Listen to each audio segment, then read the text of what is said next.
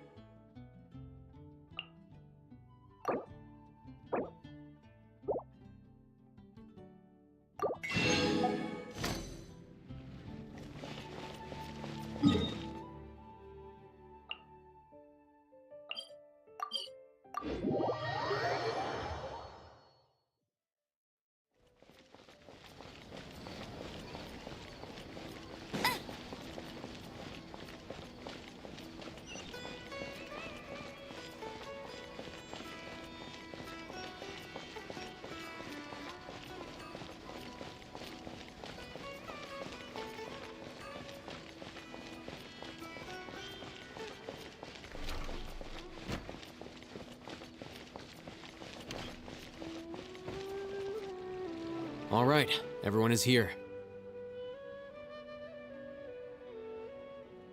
How did everything go? Any luck with your missions? Let's report back one by one. I'll start first. We've made the necessary modifications to the Akasha terminal. In addition, the props required are also ready. I'll go next. The Traveler and I went to Party's DI. The situation was a bit complicated, but we found Tainari. Unfortunately, he was wounded during a fight. Who is behind it? Well, that's the tough part. What should I say, Traveler? The Fatui or the Balladeer?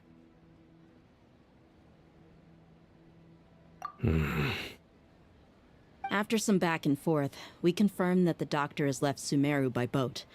He has something urgent to attend to back in Snezhnaya. So, we've successfully removed the doctor from the picture. Also, Tainari's already resting, so he'll be okay. Good. Oh, Tainari also asked us to tell you this message. Trust your own senses and experiences. All right. I'll remember that. Everything also went smoothly on my side. The Eremites should have arrived at their destination by now. To avoid alerting the quarry, they will stay there for now. I can't believe you actually got so many Eremites into Sumeru City. It's all thanks to Rahman and his brave team, as well as their bold strategy. It appears to have been very effective. I'm glad to hear it. Well, is that everything? Okay, this meeting is adjourned. Huh? Wait, you mean that's it? Well, what else is there to discuss? Shouldn't you end with some words of encouragement? You know, to fire us up now?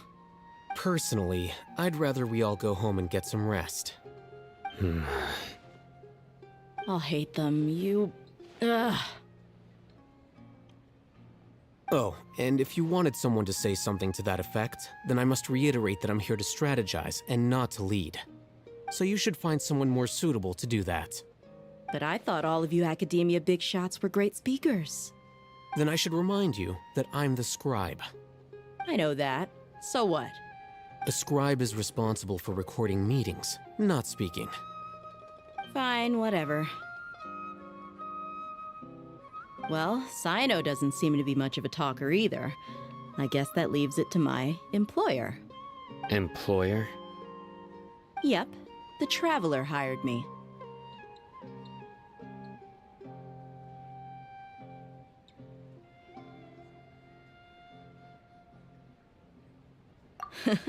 That's right. So come on, boss. What do you have to say for the team?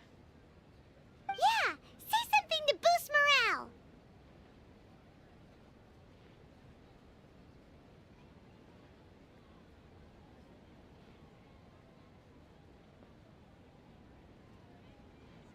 Huh? What are you all doing here? Oh, it's Nilu! Hey, everyone. I'm not disturbing you, am I? Not at all. I was actually just about to go find you. Judging from the group and all your serious faces, you were discussing something important, weren't you? But you also look like you're up to no good. Seems pretty interesting.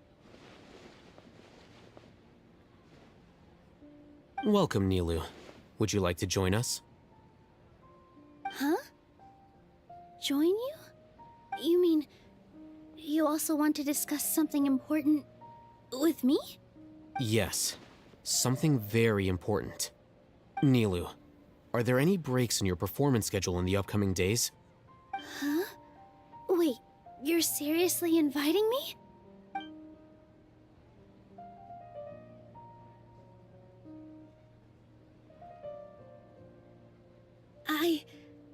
I can't believe my ears. You are truly the bravest and most passionate people of Sumeru, well, that I've ever met. Ahem. Oh, right. The Traveler and Paimon are not from Sumeru, but you are awesome as well. That's right. I must admit that I'm a little scared, but I'll try my best for Lesser Lord Kusanali. If I can somehow use my abilities to help you, then count me in. Remember, believe in yourself. Okay, I'll get my friends at the Grand Bazaar to help us tomorrow. Just remember not to say too much. Be discreet. Yep, you got it. All the preparations are done. Now, can we finally conclude this meeting?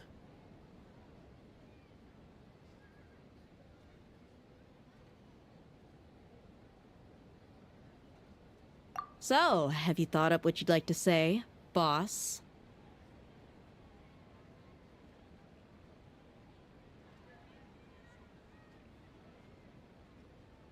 Yep.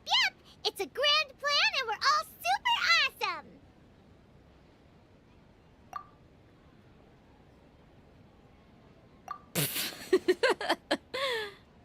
Well said.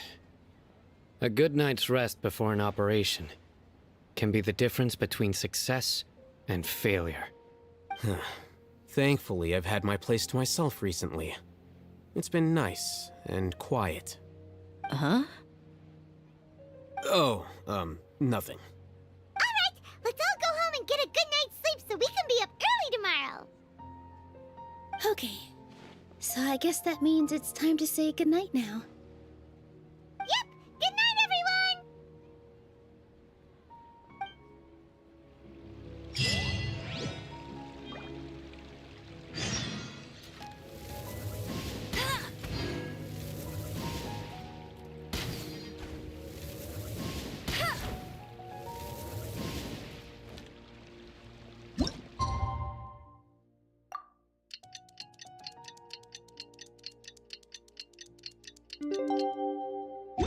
Today is the Academia's Nia Garbaha Day.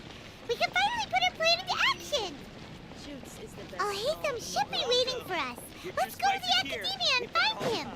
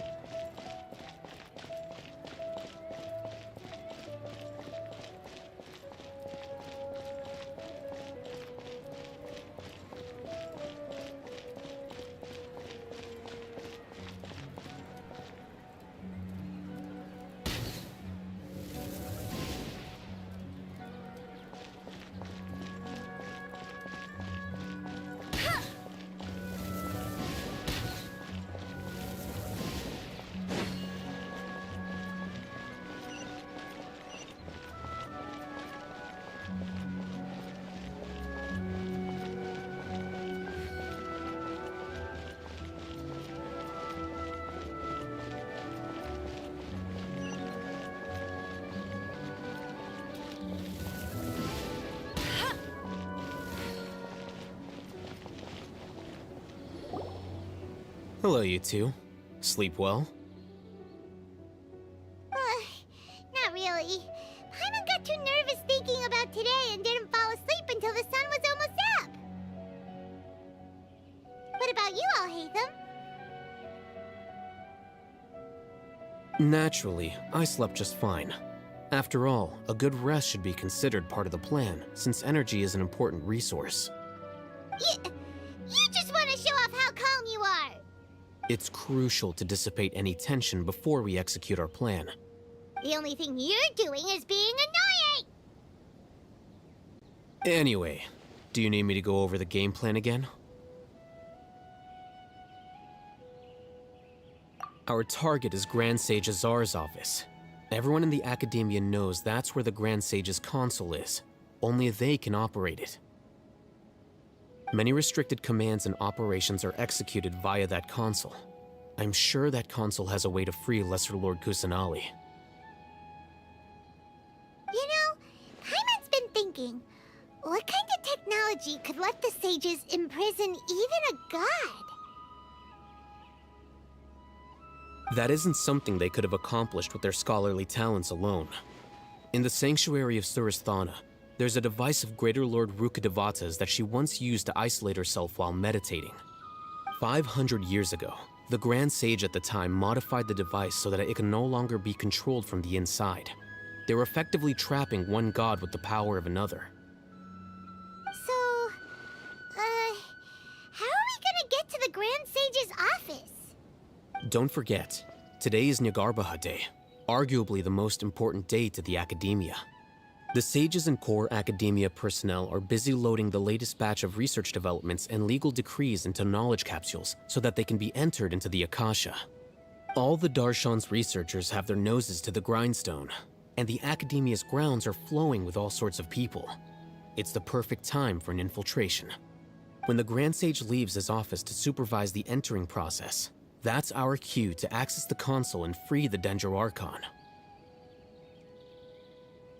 Well, yes. That's just the visible side of our plan, after all. If precedence holds, the Academia should have already started preparing for Nyagarbha Day. Everyone should be in position. All that's left is for us to lead the charge. Let's go. So are we just gonna walk in through the front door, or...? Yes. Were you expecting a stealthier approach? Paimon can't think of a good comeback. Alright, it's all on Alhaitham if things go south.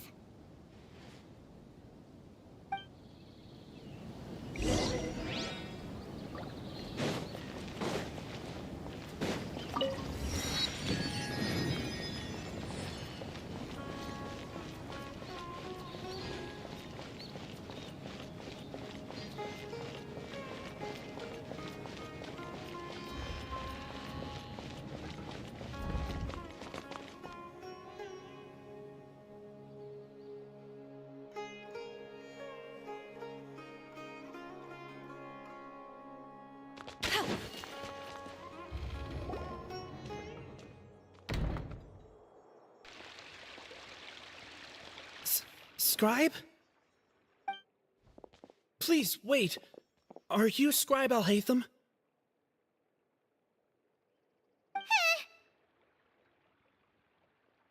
That's me.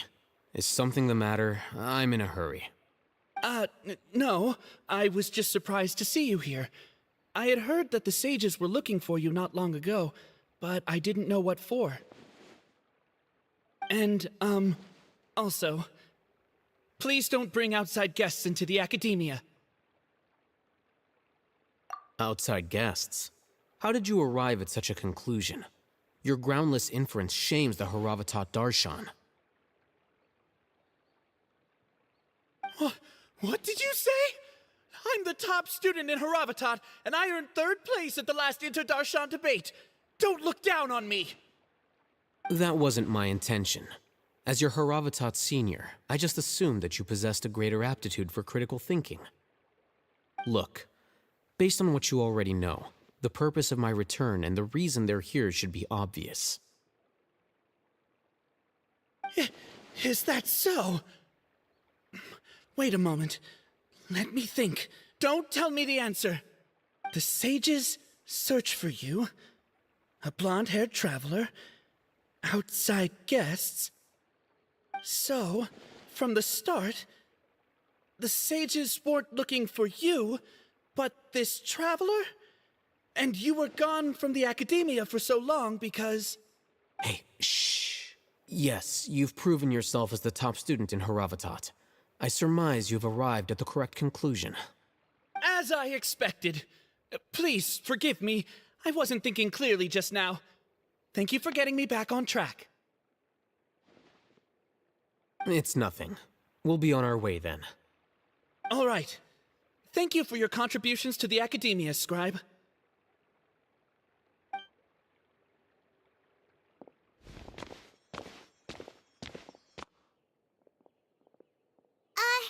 What the heck just happened now? What did he just guess? I'm afraid I don't know either. You have no idea? Mm-hmm. He convinced himself of whatever truth he came up with. That is the so-called pride of a scholar. If someone questions their academic facility, they will instantly feign understanding to keep up appearances. Nowadays, the academia is rampant with this type of scholar. Their obvious farces of intellect only serve to highlight themselves as fools. Wow. So there are special ways to deal with smart people. We don't even need to make up our own excuses. We shouldn't waste any more time. It would be problematic if we missed our window of opportunity. Let's go.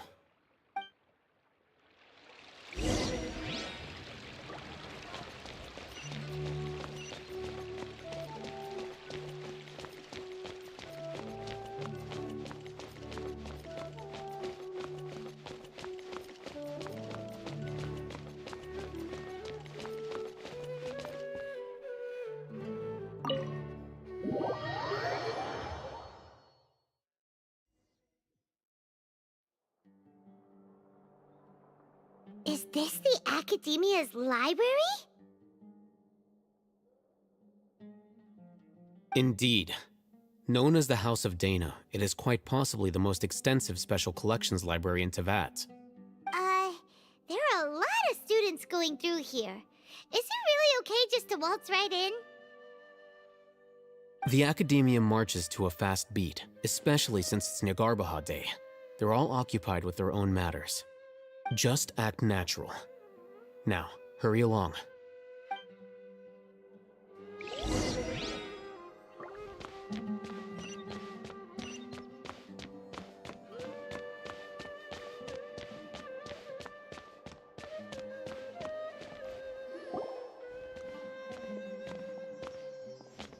What's this platform for?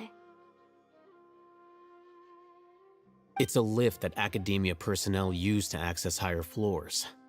Are we gonna take it then? The Grand Sage's office is up there somewhere. No, not right now. We can't guarantee that we won't run into the Grand Sage. Let's step back and observe for now.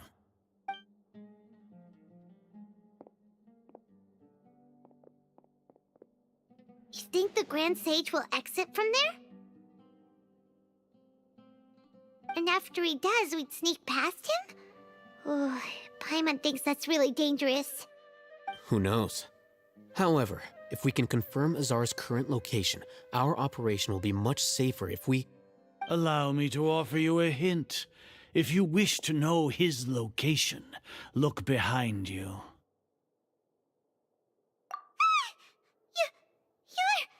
What's Grand Sage Azar doing here?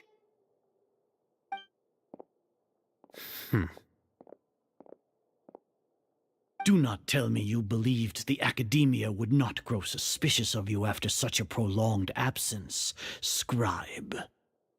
An eyewitness had informed me of your whereabouts, so I came to personally welcome you.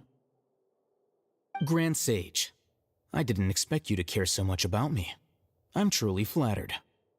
I'm sure, but compared to you, I am far more interested in these two unexpected guests. You are the Traveler and Paimon, correct? It's a pity that only now have I been afforded the opportunity to formally meet two of Sumeru's most esteemed guests. I do apologize for my lack of decorum.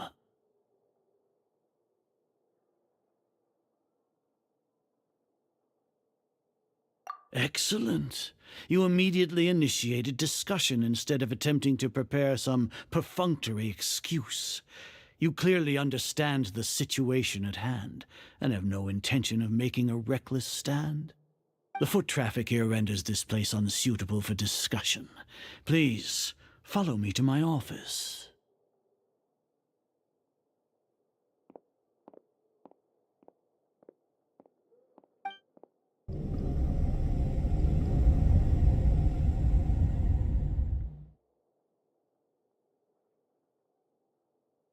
This place is crawling with guards. There's no way out for us. All right then, traveler. What did you wish to discuss with me? Today is Niagarbaha Day, so I still have many responsibilities to attend to. There is little time for idle chit-chat before I detain you all.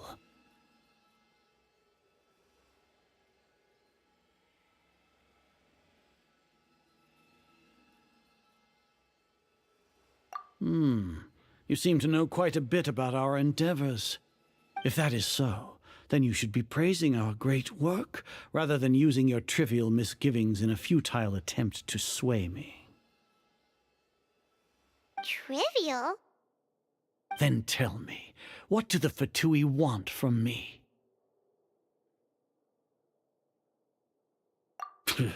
Worthless. Those are all completely worthless. Benefits, divine power. These materialistic words do nothing but debase our great work. Creating a god.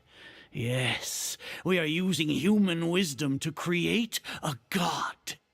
If humanity cannot attain omniscience and omnipotence, then we shall create a god to reveal them. This is the pinnacle of human wisdom.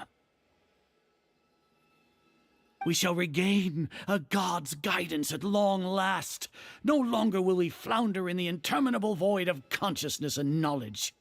Even Irminsul will be freed from its plight. For our nation of scholars, this is the ultimate aspiration. No cost is too great to realize it.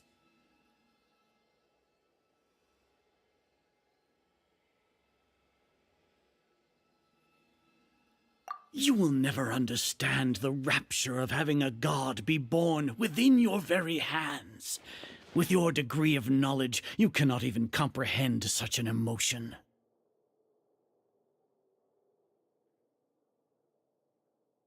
Gods exist on a plane that far eclipses humanity's. Lesser Lord Kusanali, what can she even do? Care for the people? Fend off sandstorms? Fabricate silly fairy tales? These are but child's play for the academia.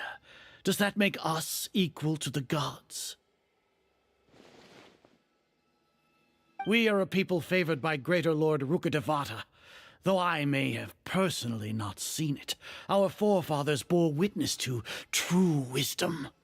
The ascension of the Lesser Lord has brought nothing but bewilderment to the scholars. They all ask, is that truly what true wisdom is supposed to look like? With that in mind, it is better to keep her isolated in the sanctuary of Suristhana, so our academy will not become embroiled in turmoil. What a pathetic justification! Do you really think that only the super smart or powerful should be able to call themselves gods?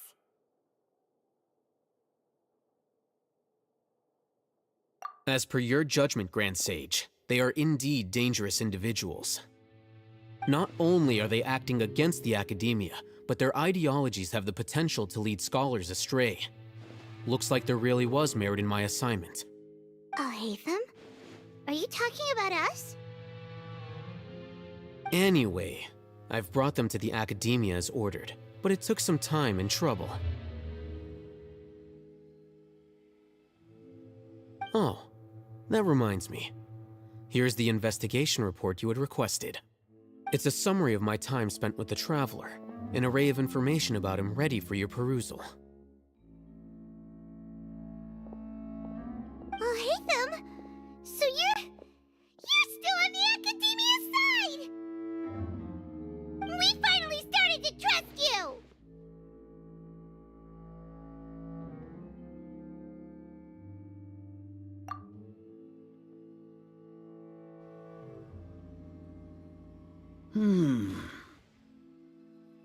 Excellent. Detailed contents with no errors. I would expect nothing less than an immaculate report from the scribe. As it is Niagarbaha Day, I'll enter the information on you into the Akasha. Surely you know what that means. We'll be monitored, just like Sino. With the Akasha's calculation prowess, all of your actions will be predicted with an accuracy of at least 98%. Furthermore, your data will be updated in real time whenever new information presents itself. To put it into words you can understand, wherever you go, you will be walking under an invisible leash. This is Sumeru's greatest penalty for dishonest persons.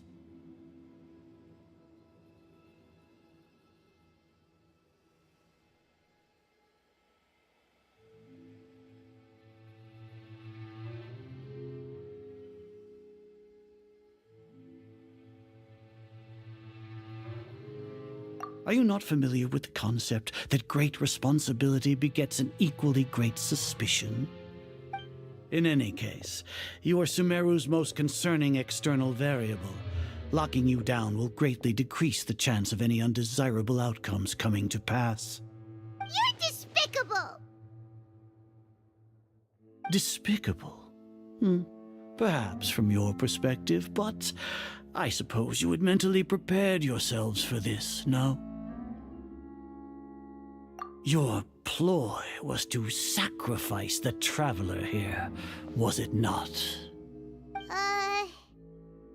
Lord Azar, I know what you're trying to say, but I've been following your plan this entire time. Why are you doubting me at this juncture? Must I delineate your entire plan? Very well, I will spell things out. First off, I received an eyewitness report that you were spotted with the traveler at Caravan Ribat. However, you immediately departed for the desert and escaped surveillance range. Judging by the time, you all likely encountered the truant General Mahamatra in the desert. Am I correct? Maybe Paimon shouldn't have mentioned Sino just now. The Academia had not received correspondence from its scribe for a prolonged time. You were also in the company of the Traveler, a close associate of Lesser Lord Kusanali and General Mahamatra Sino, who had defected from the Academia. With their instigation, what was the probability that you would betray the Academia? Rationally speaking, 50%? 70%? What do you think?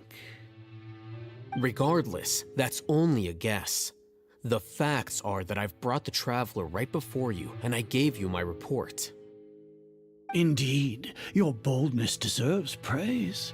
To think that despite status as an outlander, the Traveler is still willing to sacrifice for the sake of your plan. If I'm correct, you have a contingency plan to save Lesser Lord Kusanali and ruin our great work. Sneak into the Academia on Niagarbaha Day, using Alhaitham's status as the scribe, for there is a good chance that an opportunity to save the Lesser Lord will arise. Should your intentions be discovered, Alhaitham will turn traitor and sacrifice the Traveler, thus proving his innocence. He can then stay inside the Academia and continue searching for a way to proceed forward. As for Sino, according to the Akasha's calculations, he will soon return to the Academia and confront me in person. I suppose this is also a part of your plan?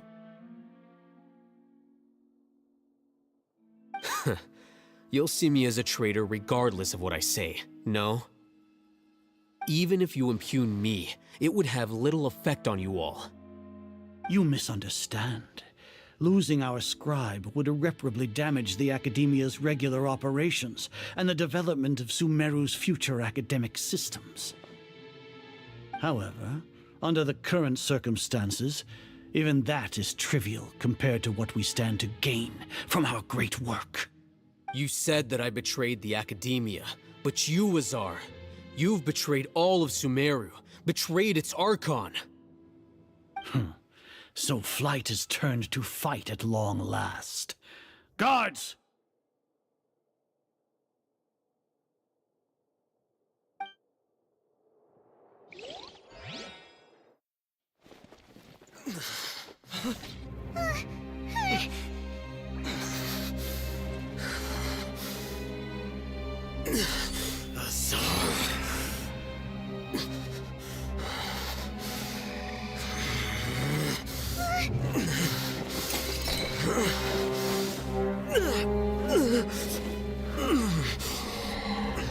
Well, what do we have here? So you stole that divine knowledge capsule. Traitor! You traitor! Even the most rational scholar will yearn for the power of a god in a moment of desperation. Aren't you doing the exact same thing as me, Alhaitham? Unfortunately for you, no god will lend you their power. Azar!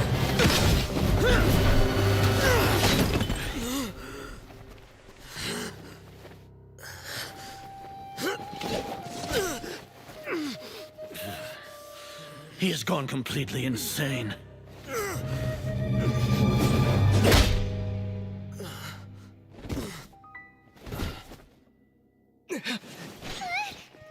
Take him to the Matra and exile him to Aru village. Then find someone to take these two to the confinement room. I'll deal with them later. Grand Sage, we've finished all required preparations for Nyagarbahar Day. We may begin to enter the capsules now. Excellent. You may begin.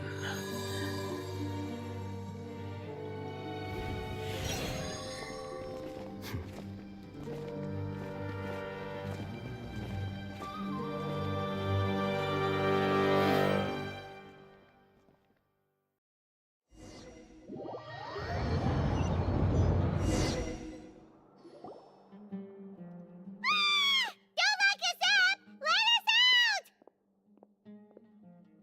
Ah!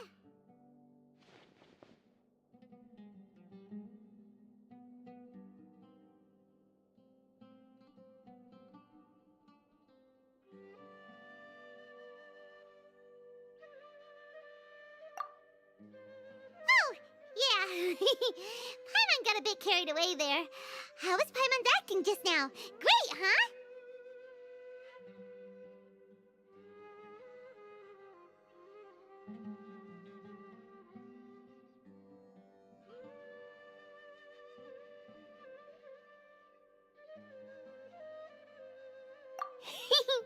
Everything's going according to plan so far. We made it into confinement, and Alhaitham's probably done with his part too.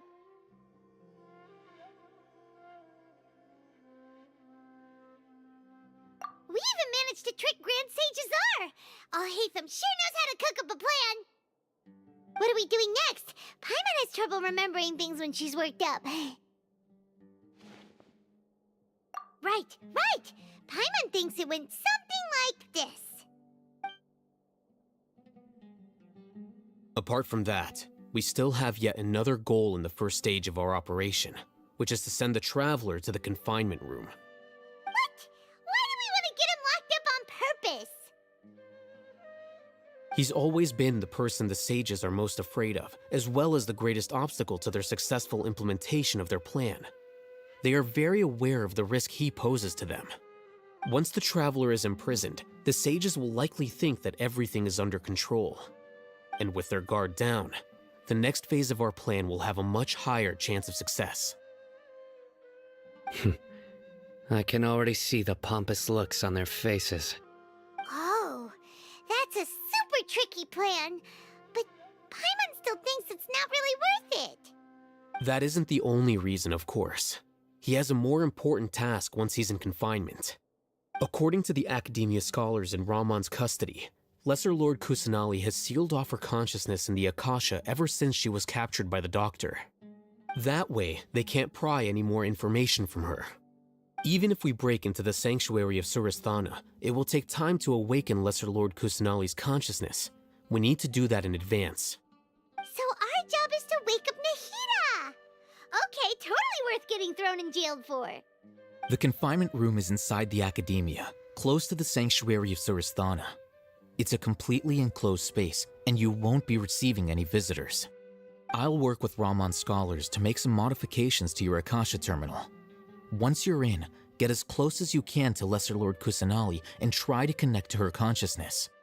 However, as for whether she'll actually wake up, that will depend on our luck.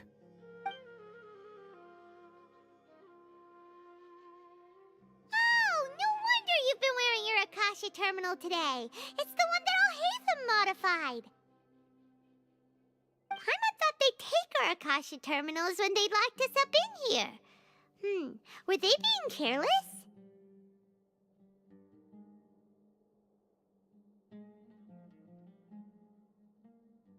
Alright, so what now?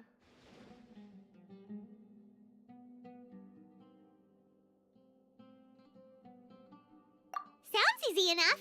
We can finally talk with Nahida after all this time. Let's do it.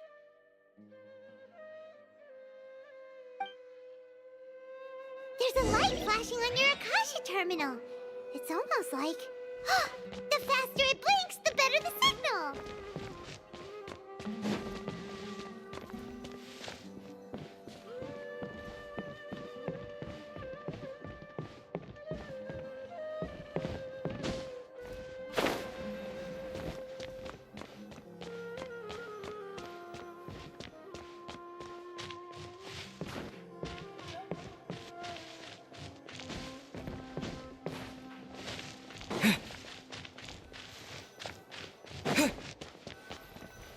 Here? No signal again. Is it getting jammed?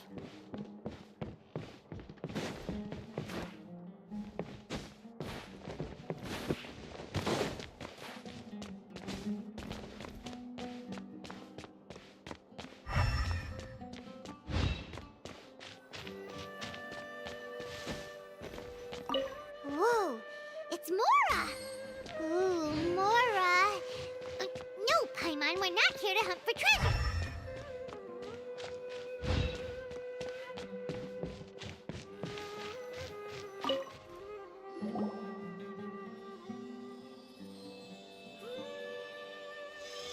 Eh? Is this the right spot? Are you getting anything?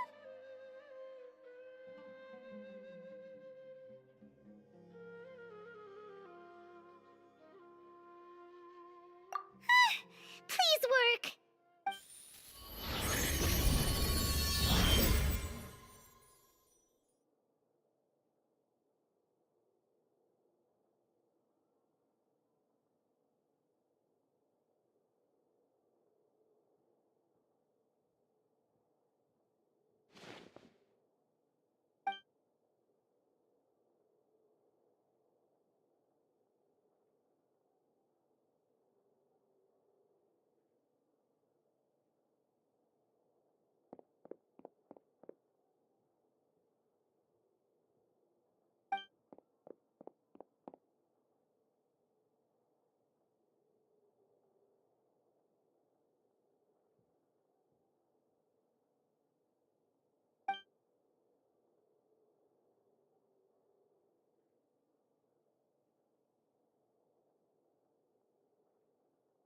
Nahida! Hey, Nahida!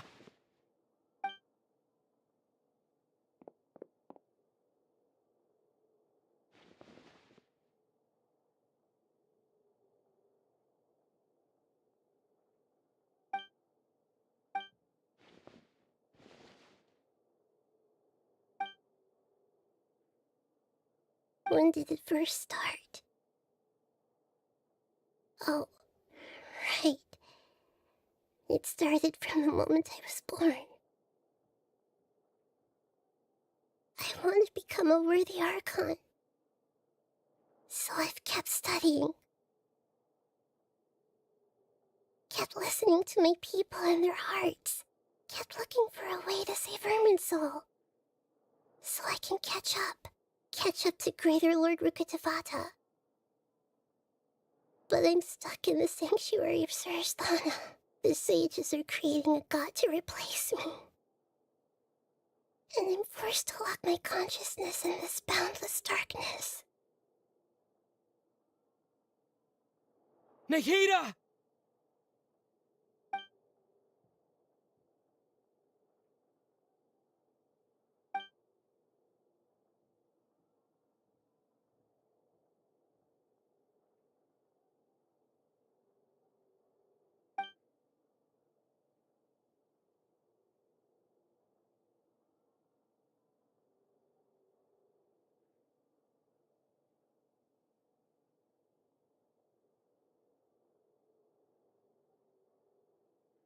Nahida!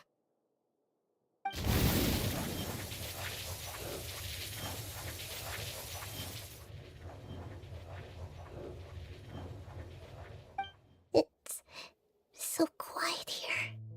Now that I think of it, I don't think I've ever actually listened to my own inner voice. Do Archons have them? Should Archons have them? Have I been doing the right thing? Am I really not needed? How do I really feel about all of this? It's so quiet here. Since you're the god of wisdom, you've known the answers to all these questions since the very beginning, haven't you? Who are you? Whose voice is that? It sounds familiar. You're right, though. I won't ignore my own voice anymore.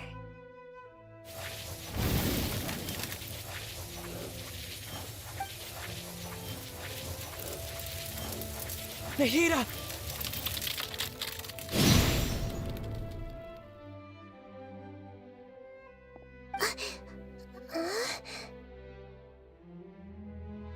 Nahida?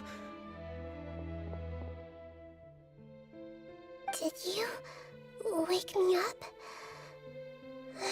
Thank you. Why are you here? We're here to rescue you. Are you alright? I'm fine. It's just... when I think of everything that's happened to me, I feel really angry now.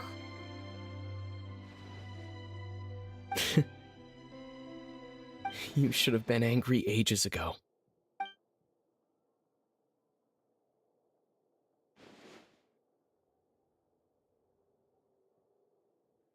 Huh? Oh, you're back! How's everything?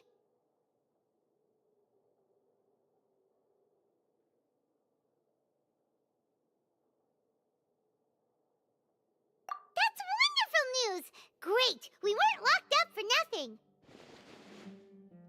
When you went to wake up Nahida, Paimon was listening for any sounds outside. You were out for a long time. There are fewer and fewer scholars going about now. You think everyone's done with their Nyargarba Day stuff?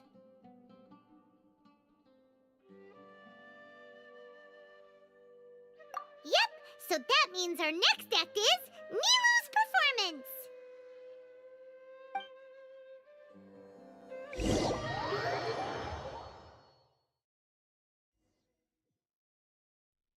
Nilou, are you sure about this? You're taking such a great risk for them. I'm sure, and I'm going. You know that I don't like to pass up any opportunity to dance, and this one is especially important. All right. You seem to have a lot of trust in them, so I won't say more on the subject. But if anything happens, the few of us here may not be able to help you. Don't worry. They've been through worse. Everything's going to be fine. All right. You know, if you really do get arrested, we'll do everything we can to get you back. Be careful, even if it's only for our sakes. Thanks, Mr. Zubair. You're so very kind.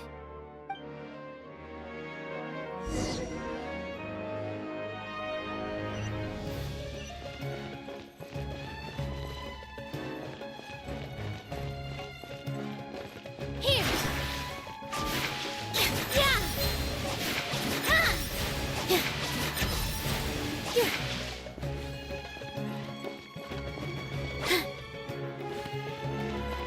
Yeah! Yeah!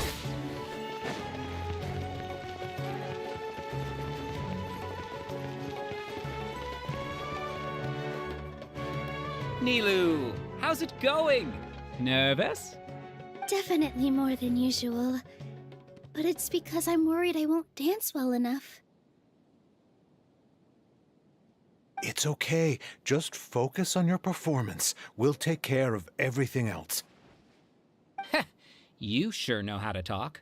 Taking all the credit, even though we came here together to help out.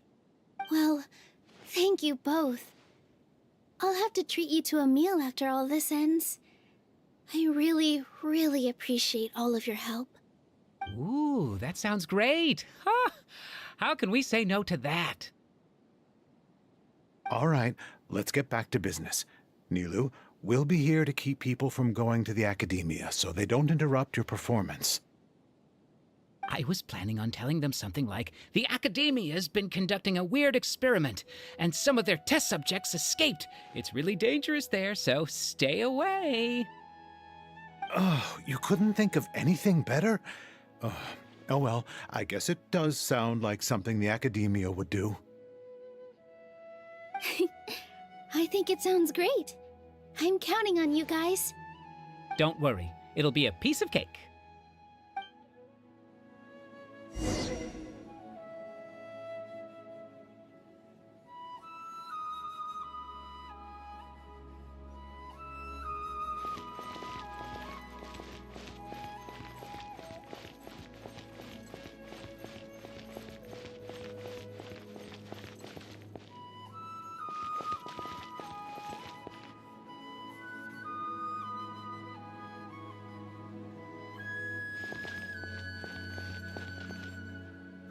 Hey, Nilu! Sorry, it's great to see you, but I'm really busy right now. Our Bait People Away with Yalda Candies plan is working beautifully. Do you want some candy? We have more than we can give out. Vihar, thank you so much for doing all of this. And even dressed up as the Knight of Flowers, no less. I'll pass on the candy, though. I cut back on sweets in the period leading up to a performance, and I'm about to start one. You have a point. The stage is cleared and everything's ready, so you can start your performance at any time. Yeah, thanks to you. I'm really grateful. All right, time to hit the stage. You're welcome. The honor's all mine, since I'll have such a great view of the show.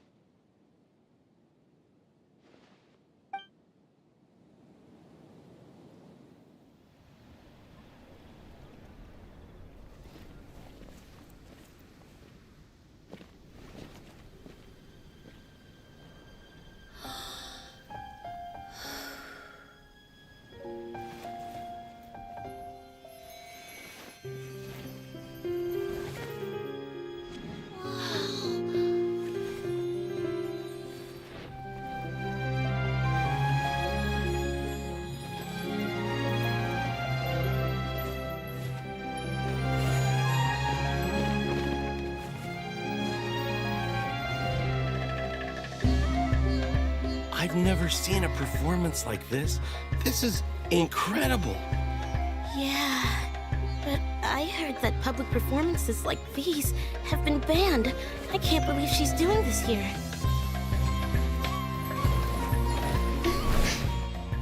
Grand Sage, there's some commotion outside. How uninteresting. Issue the new Prohibition Act from the Akasha to the guards. They'll know what to do. Do you think we should, like, stop her? Let's just watch for a little bit longer.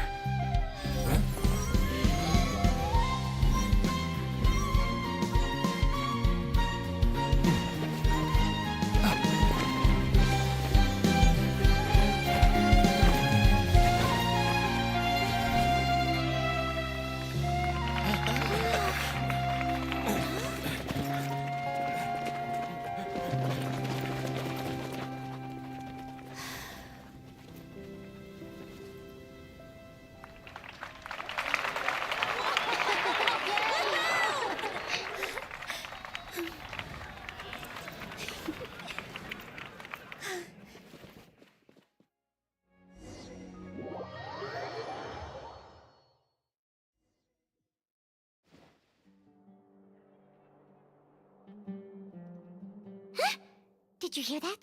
It sounds like a lot of guards just ran by. Does this mean the plan has moved on to the next stage?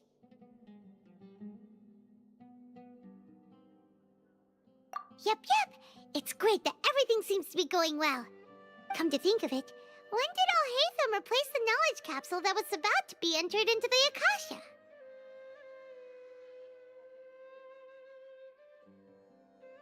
Oh, so that's when he did it! Paimon was too nervous to notice. Speaking of, didn't Alhaitham also yoink the divine knowledge capsule from that mercenary leader in Port Ormos when everyone else was distracted? Oh, it's a time-tested trick of his.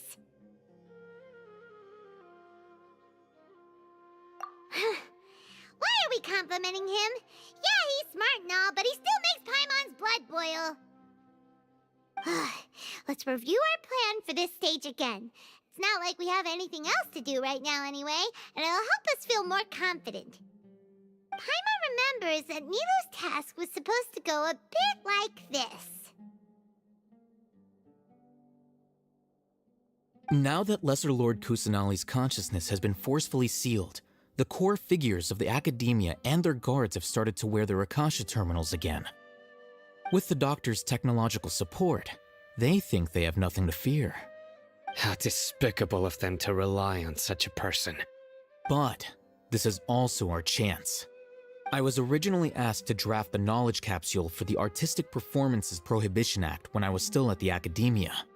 It should be on the Grand Sage's desk right now, and will be entered into the Akasha during the next Nyargarbaha Day. Are they really going to stop all artistic performances? That's horrible! I'll make an identical knowledge capsule, but this time, I'll smuggle some misleading information into it. We only need to find an opportunity to switch the capsules. Once it's been entered into the Akasha on Nyargarbaha Day, if someone were to be seen performing in public, the sages would definitely use that opportunity to announce the ban, and so the misleading information will be disseminated amongst the guards. Sure sounds complicated, but it seems like if everything goes well, we'll be able to get rid of all the guards in the Academia without any effort. That's pretty clever, getting right into their heads. I just have one question. Even if we manage to get the misleading info out to the guards, how can we be sure that they'll believe it? People who are used to relying on the Akasha become less inquisitive, and their ability to distinguish truth from misinformation is significantly reduced. They will view everything the Akasha releases to them as the unequivocal truth. The Akasha will turn humans into machines. I've seen it happen many times. Yikes. Good thing I didn't wear it for long when I was working in Sumeru City. At first, I thought it was a good thing too. By the way, this plan still requires a performer, right? Do you have someone in mind? Nilou of Zubair Theater. I know her really well. We can trust her. I'm kinda hesitant to ask her to participate in a dangerous plan like this, but we can ask her in person. All right. After the guards and the Academia are gone, then it'll be time for me and my stowaway brothers to shine.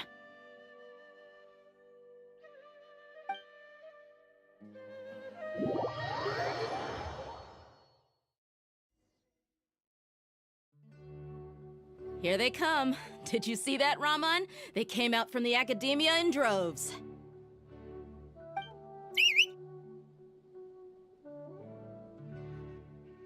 After laying low in the city for so long, this is the moment we've been waiting for. My brothers have already sprung into action. We couldn't do anything to them inside their coop, but outside the Academia, this is our hunting ground. With a lioness like you, the prey sure won't be able to run far. We still need to eliminate the guards as soon as possible. If we give the sages enough time to realize what's happening, the plan's doomed. All they've done is to sit on their cushy salaries and twiddle their thumbs all day while we fought and struggled every day in the desert. The only advantage they might have is their numbers. Speaking of which, most of the guards who report directly to the Six Sages belong to the Corps of 30, but they have a completely different reputation. Following those blasted sages every whim, throwing away all the principles of being a mercenary. As someone in the same profession, I'm obligated to teach them a good lesson today. Indeed, the trap has been set. All we need to do is lead them there. All right, let's each take a road and herd those scattered guards back into one place. Make sure to attract their attention. Isak will be the key. You gave such an important task to that child. Will he be okay? It'll be fine. Isak was so determined to help, so let's put our faith in him. Besides, even if he's caught, the guards would be too scared to do anything to him. They've never seen Lesser Lord Kusanali in person, after all. You've got a point. Anyway, I think I see them coming. Let's head out. Good luck.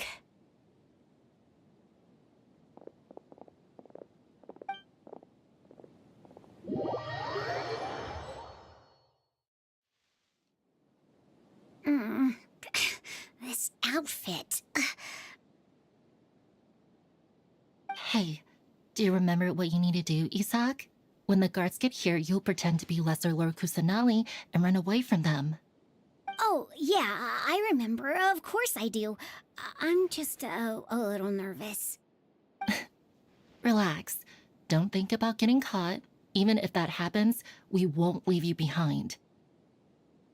You only need to think about getting the guards' attention and leading them to the Grand Bazaar. Leave the rest to us. Okay, got it. I'm here to pay back Lesser Lord Kusanali for helping Grandpa. I won't get cold feet. Hey, they're here. I can see the Academia guards.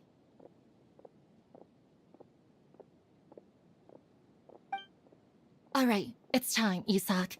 Take a deep breath and go. You can do this.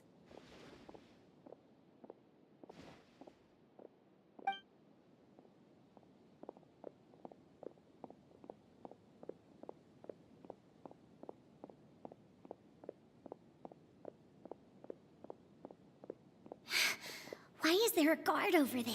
Did he already run ahead of me? This is different from our plan. But there's no time. I need to make a choice.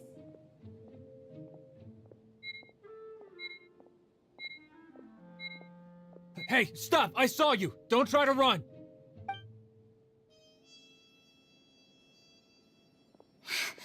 Why is there a guard over there? Did he already run ahead of me? This is different from our plan. But there's no time. I need to make a choice.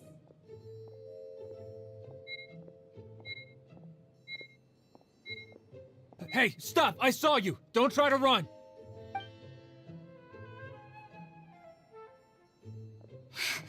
Why is there a guard over there? Did he already run ahead of me? This is different from our plan. But there's no time. I need to make a choice.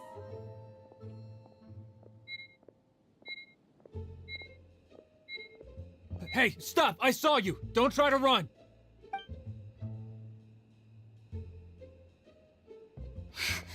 Why is there a guard over there? Did he already run ahead of me? This is different from our plan. But there's no time. I need to make a choice.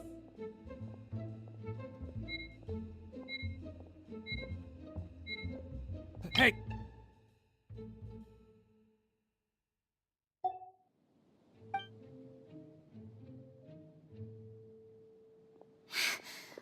is there a guard over there?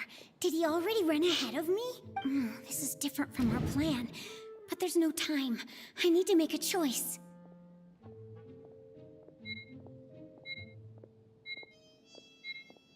Hey, stop! I saw you! Don't try to run!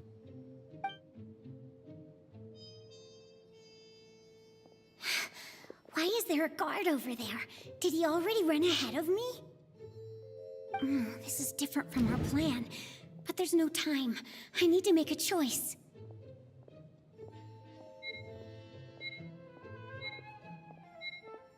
Hey, stop! I saw you! Don't try to run!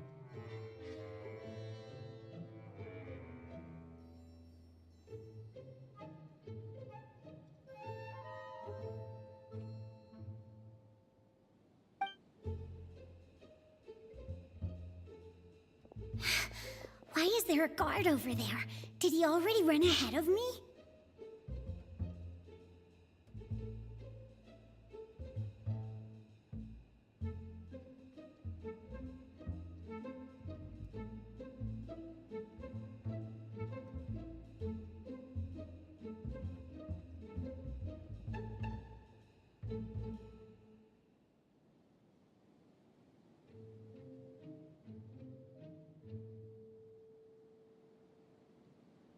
This is different from our plan. But there's no time. I need to make a choice.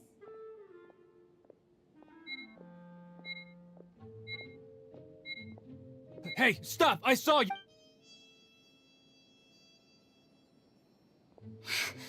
Why is there a guard over there? Did he already run ahead of me?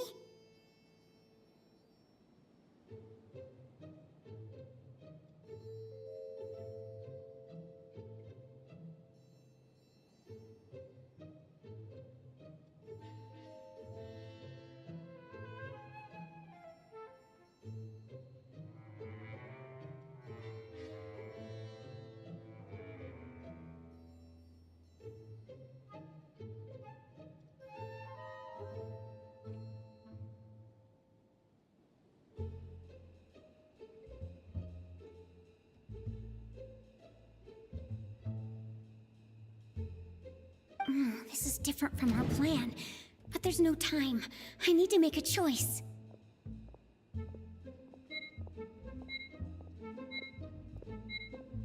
Hey, stop! I saw you! Don't try to run!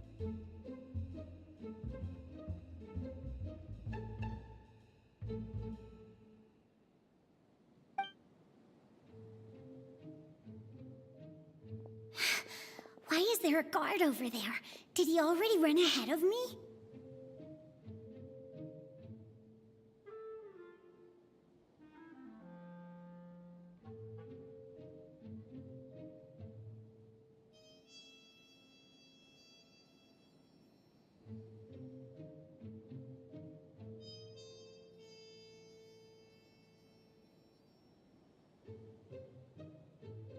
This is different from our plan.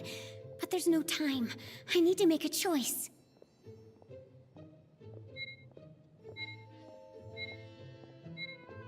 Hey, stop! I saw you! Don't try to run!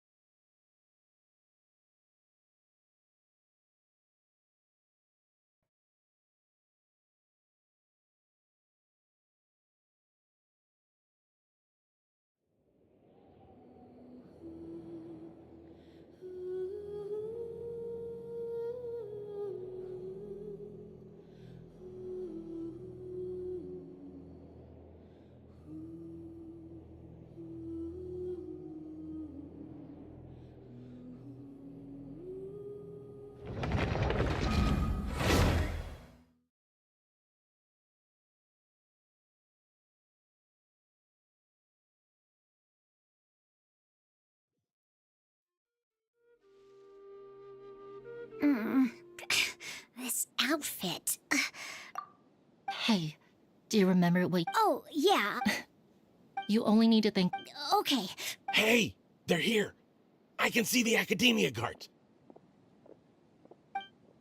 All right, it's time.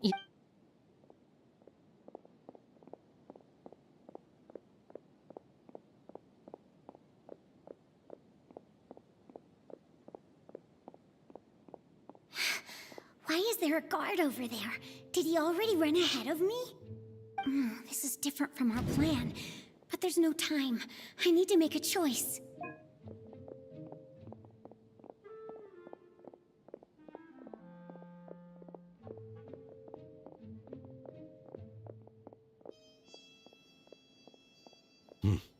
Let's have a look behind the house. What should I do next? Huh. Looks like nothing's here. A wasted time. Luckily, he didn't check behind the tree. What should I do next? The guard looks alert. What should I... Doesn't seem like anything unusual's around here. Looks like the guard finally left. I need to go.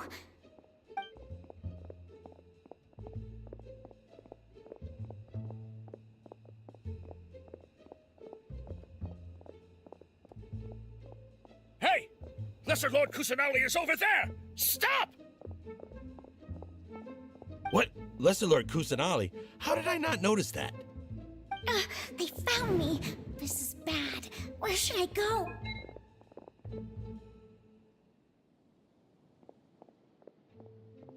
Hey! Lesser Lord Kusanali is over there! Stop! What? Lesser Lord Kusanali? How did I not notice that? They found me. This is bad. Where should I go?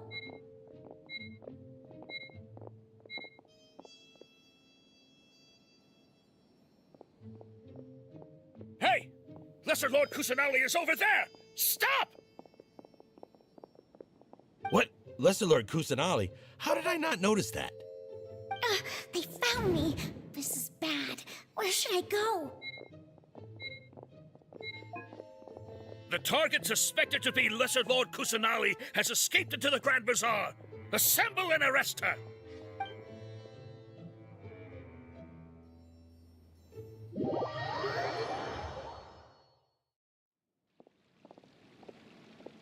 Where did she go? How did she disappear? Did we lose her? Hurry up and find her! Hey, why is your team here? Didn't we say to split up our search? Hurry! Hurry! This place is... Why are you all here? Yeah, isn't it one heck of a coincidence? Everybody's here. What on earth is going on? I suppose that's all of you? Who are you? Did you set us up? What are you planning? Phew, that was rough. I almost got caught. Little brat! So you're not actually Lesser Lord Kusanali. Who exactly are you all? Eremites from the desert? Just some colleagues. Think of this as a business competition. After stepping into our traps, stop thinking of yourselves as hunters. Behave like the prey you are.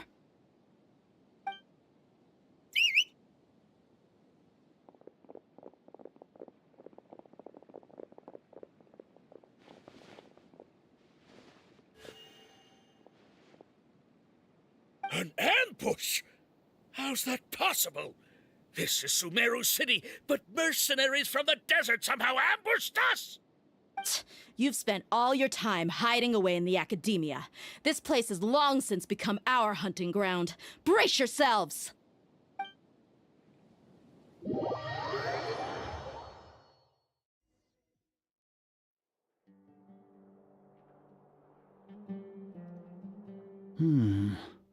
This is odd. The academia has quieted down after the conclusion of the Nyagarbha Day ceremonies, but it's much quieter than usual. Where are the guards? Why have I not seen a single one? Guards? Guards! Grand Sage, how may I be of assistance? I called for the guards. Why did you come? My apologies, Grand Sage.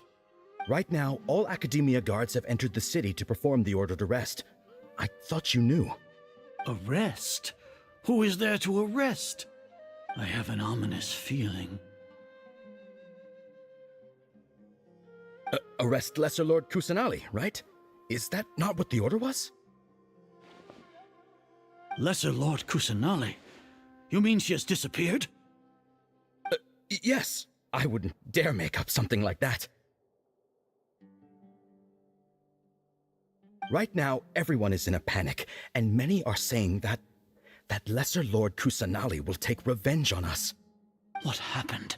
Just what is going on? Lesser Lord Kusanali somehow escaped? Was it Alhaitham and his party that freed her? That's impossible. The Academia is heavily guarded today, and any order to release Lesser Lord Kusanali would be strictly confidential.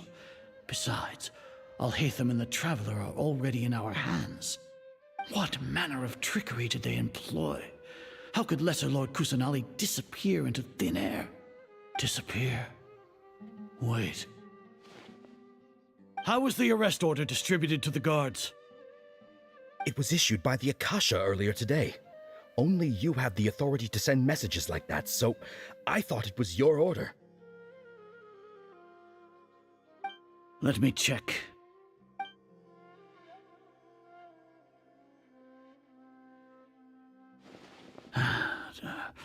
Here. Lesser Lord Kusanali has escaped from the sanctuary of Surasthana. Go to the city and arrest the escapee immediately. The Akasha indeed contains this information, and it clearly appeared in my mind. How did they bypass my permissions to issue this kind of message? Was it the report about the Traveler that Alhaitham submitted? No. I specifically checked that knowledge capsule before entering it into the Akasha. Could that have been a red herring? Well, even if I figure it out now, it won't make any difference. The important thing now is to confirm Lesser Lord Kusanali's status. Have you been to the sanctuary of Surasthana to confirm that Lesser Lord Kusanali has indeed escaped? Confirm? No, I haven't. It may be a bit offensive to say this, but Grand Sage, what you're saying doesn't make any sense. How can the information in the Akasha be inaccurate? What the Akasha decrees is fact. That is common knowledge to all of us. If we have to confirm the information and knowledge from the Akasha ourselves, then how is that any different from us learning that information ourselves? Wouldn't Greater Lord Rukkhadevata's legacy lose its meaning that way? In the beginning, it was I who asked you to believe in the Akasha, to believe in the legacy left by Greater Lord Rukkhadevata. Are you trying to use my words against me? No, Grand Sage. I'm merely confused because I believe in you. I never meant to refute you. Stay here and see if there are any suspicious people around. I'll go to the sanctuary of Surasthana on my own. Yes, Grand Sage.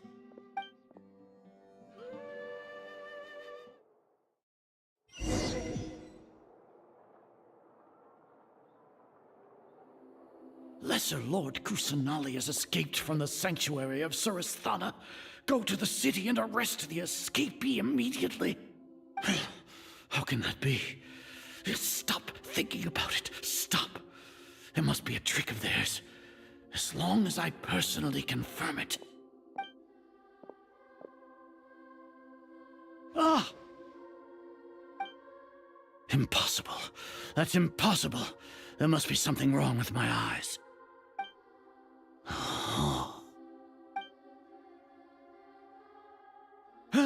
She really appeared again? What is the meaning of this? What a comical sight as are.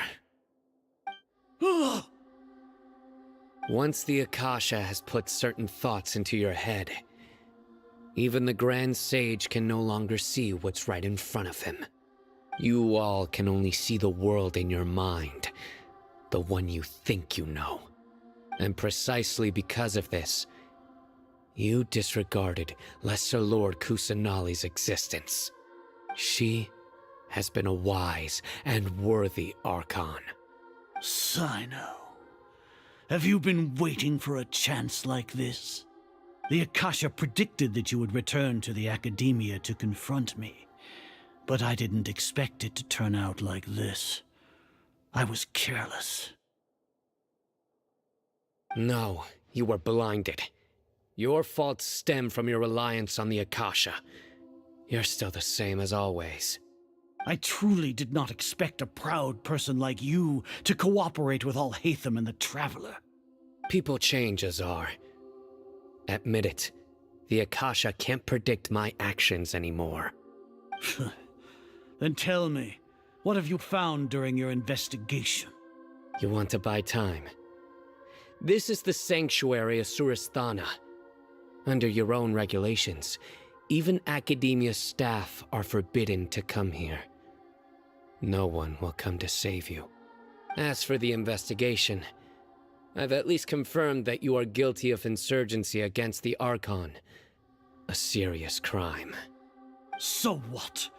Did you do all of this so I would plead guilty in front of you, General Mahamatra? No. I want you to plead guilty in front of the Archon herself. You once said that I had no standing to judge you. So now, how about judgment in the name of a god?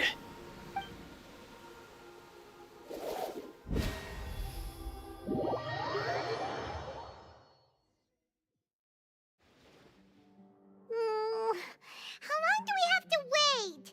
Paimon wants to know how things are going out there.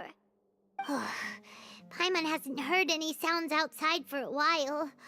Hopefully something bad didn't happen.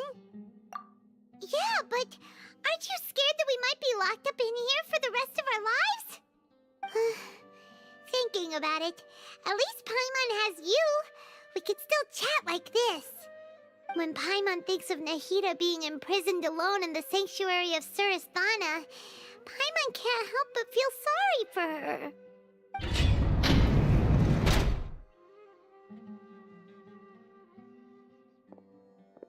Here comes your savior. Dia! Paimon just knew you would come to rescue us!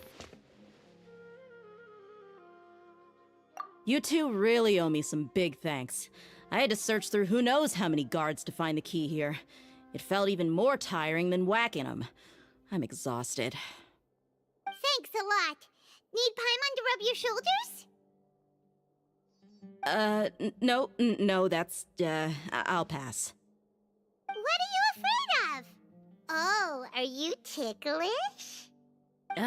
Now isn't the time to talk about being ticklish. Things in the city and on Sino's side are both going well. The guards that stormed out of the Academia are all taken care of. The Corps of 30 is in charge of the city's defenses, but we already talked to Asfand.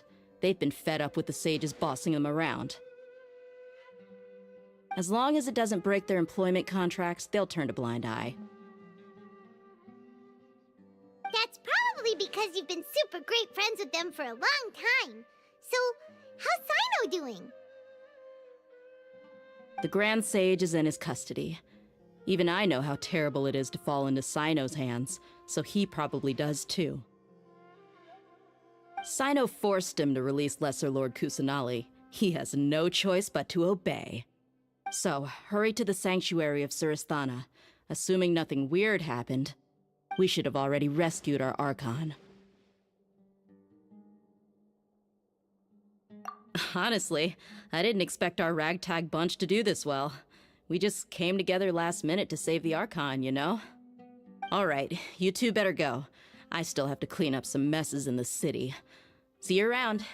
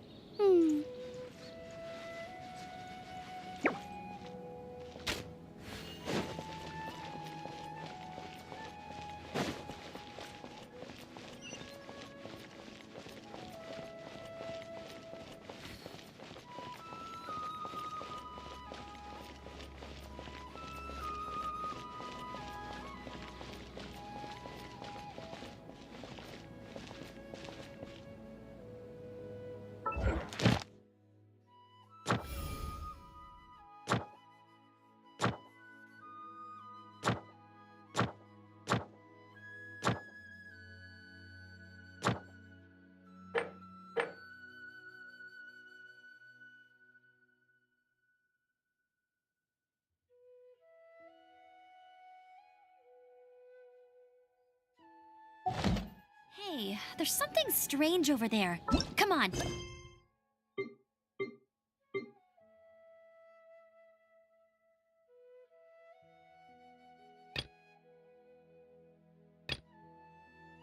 Let's take a look.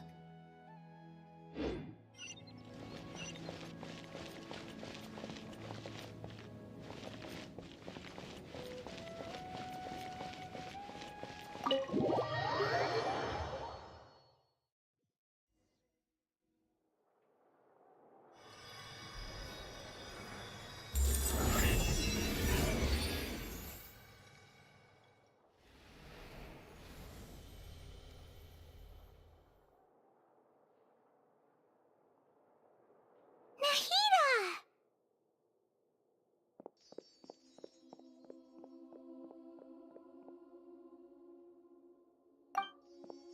Should I say it's nice to meet you? This is the first time we've met in real life. Before, we've only met in dreams, consciousness, or when I was in someone else's body. Thank you so much for coming to rescue me, but I also need to apologize. During this time, I did some self-reflection. My sense of inferiority and yielding to the academia led to all of this, and created so much trouble for you all.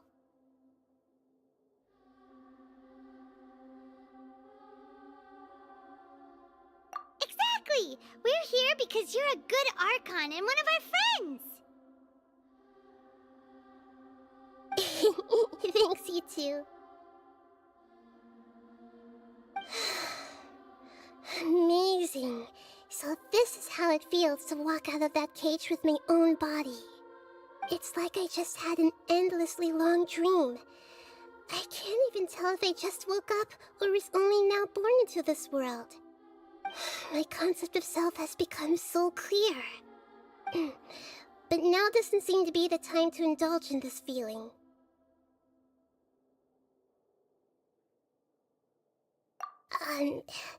This is really embarrassing. You all just rescued an Archon, and now she needs your help to save her country, and even the entire world. It's okay. With you here, Paimon's sure that everything will work out.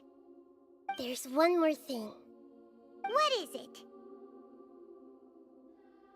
For all the things the Academia did to me, and for all the folly it committed in the name of wisdom, as their Archon, I will make them pay. Ah! Wow! That's the spirit!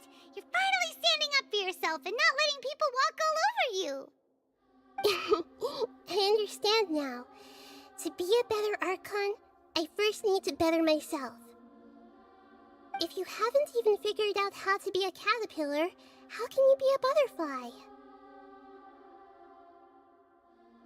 Yes, true. That reminds me. I wonder how far along the Academia is with their god creation plan. We need to hurry and prevent the birth of that false god. I need to make some preparations. Since I'm now free, I can establish a direct link to the Akasha and control it. First things first, I need to remove the restrictions that the doctor put on me in the Akasha. After that, I'll make some adjustments and revoke the sage's permissions. The Akasha will then be like how it originally was, only operable by the Archon. After all, the Academia betrayed Greater Lord Rukkhadevata's trust. This might take some time. In the meantime, you should also work on your own preparations. If we don't stop the god creation plan in time, we'll be in for a tough fight.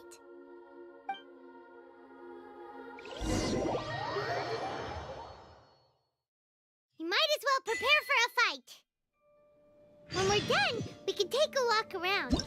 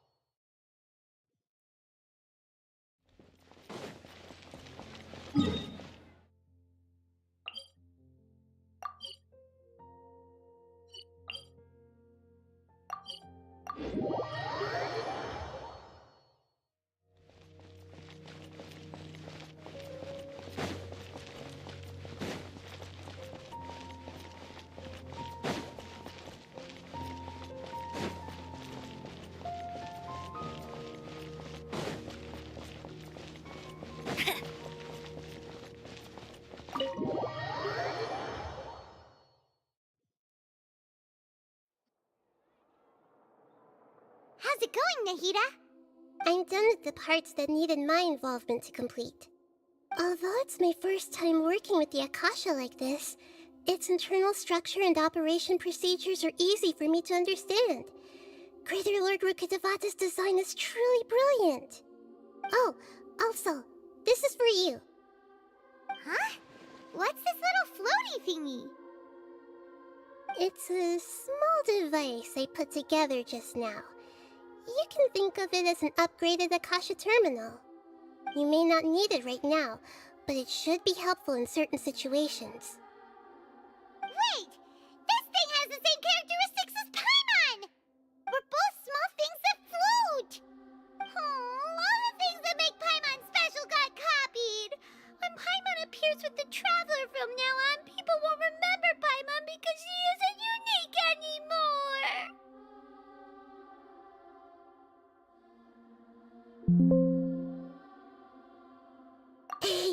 It's alright, Paimon. It can't replace you. It's only a flying device, but you're the Traveler's irreplaceable friend. You're so good at comforting people, Nahida. If only the Traveler was as smart as you. I was simply telling you what I feel to be the truth. I wasn't trying to comfort you. Nahida, you're natural at this. What you just said made Paimon even happier. By the way, there's something I need to confess. Even though I'm the Archon and in control of myself again, I'm not very good at fighting. You may have heard that an Archon's power is derived from their people's faith.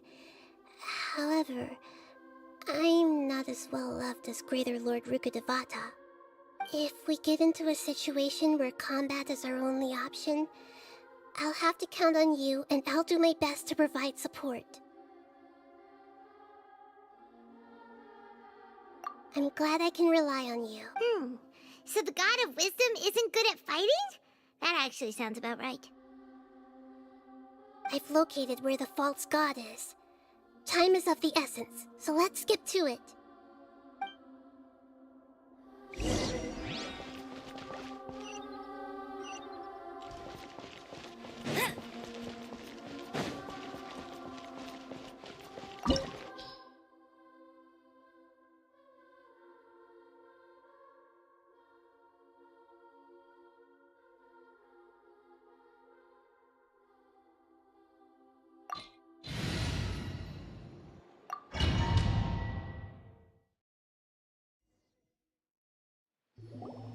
What is this place? Is this really the way we need to go? Wow. Who would have thought there'd be a place like this hidden right slap bang in the middle of the city? The sages wanted to realize their god creation plan without being discovered. The safest and most convenient way would be to build within the academia itself. That's true. They were already hiding one god, so why not two? Judging from the structure here, the project is a huge undertaking. The sages really saw the god creation plan as their ultimate goal. But this place doesn't look like it could have been constructed by the academia alone. The Fatui under the Doctor sure didn't hold back. They provided a lot of technological support.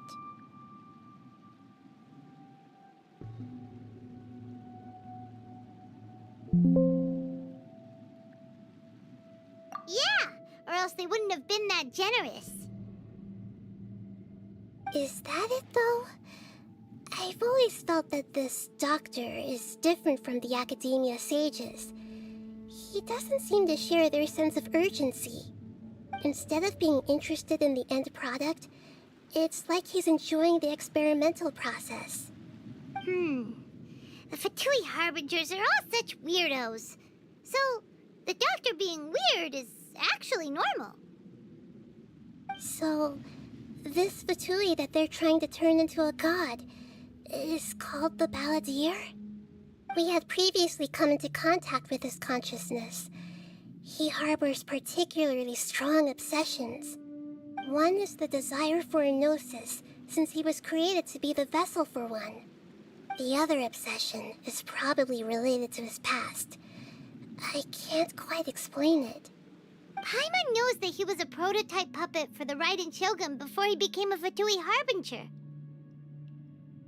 That's why he wants a Gnosis so badly. There's no way he'd willingly be a test subject. Not with that temper and ego of his. It sounds like you know the Balladeer quite well. I see. Tell me more about him and what he's like. The more we know now, the better we can plan for and react to any future situation.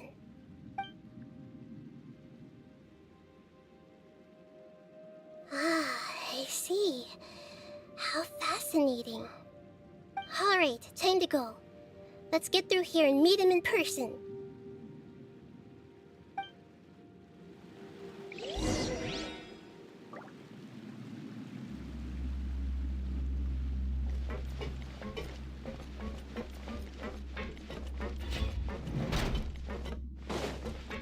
Time to work! No more works! Work time! No excuse for slacking!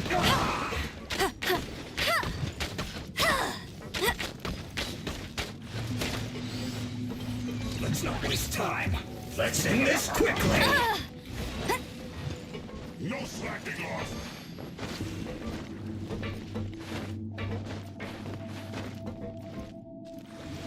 This should be fun.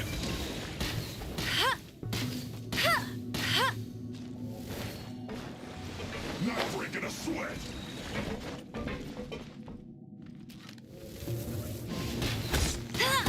This should be fun.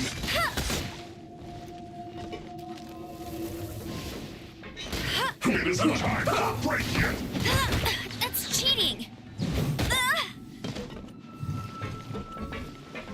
Not breaking a sweat.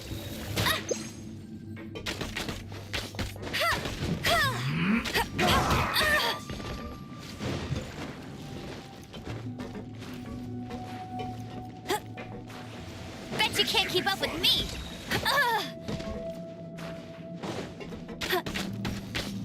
It isn't time for a break yet. Let's end this quickly. Bet you can't keep up with me. Hey! I will end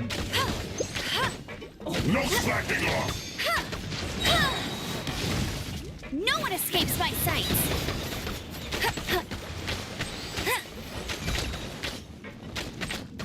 I'll race you there.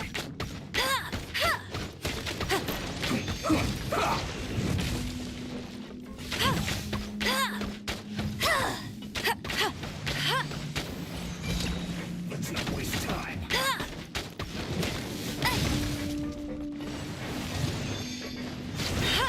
Bet you can't keep up with me.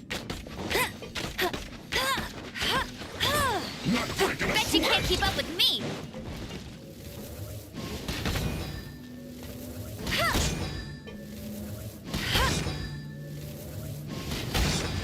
This should be fun.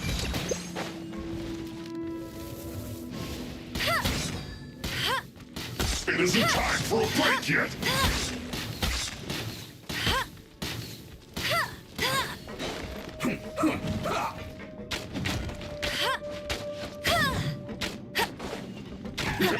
Work time. No excuse for slacking. Stay right there. Almost. Tired.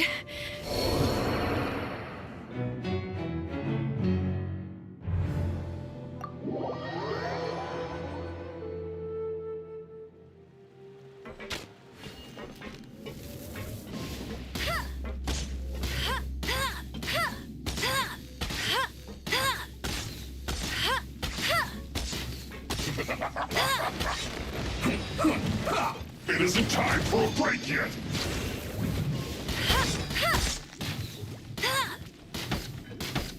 I will end This should be fun. Let's not waste time. No slacking off.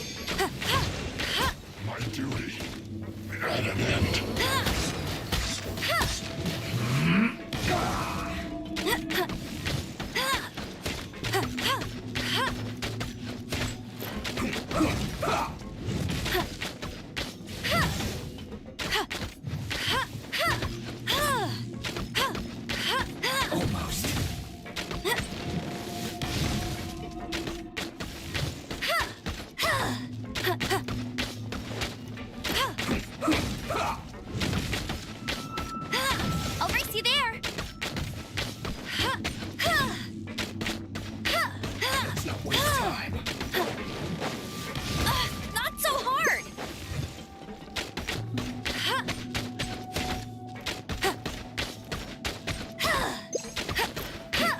you can't keep.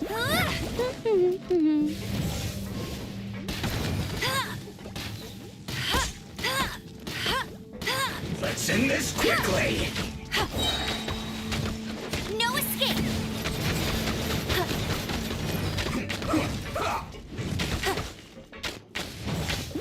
Get him!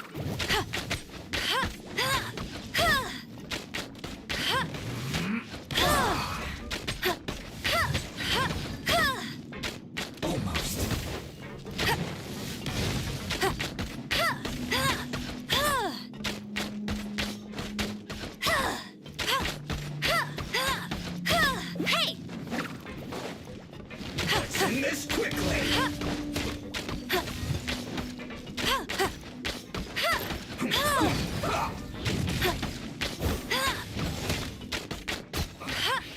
I guess this is it.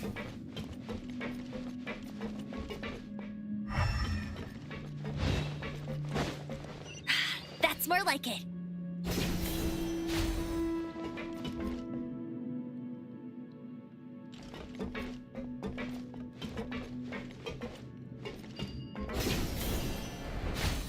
Get ready for. It looks like we can climb up these pipes.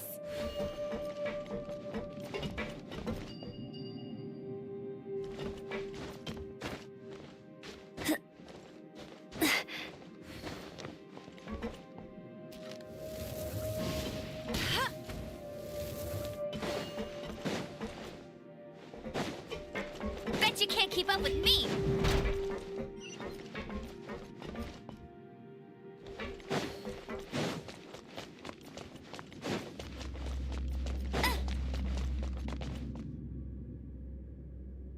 The pattern on the ground seems all messed up. Let's go around and see if there's a way to fix it.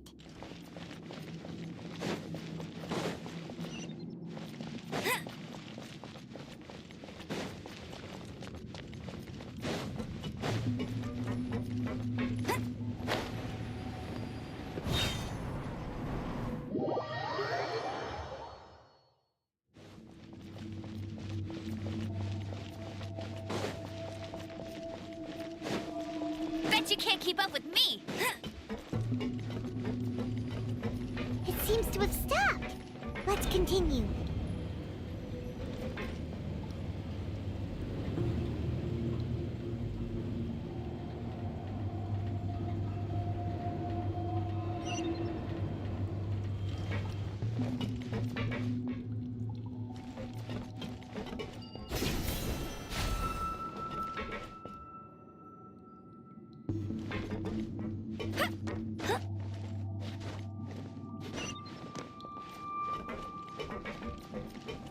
I'll race you there. Let's begin. I will end you. Go, go, Baron!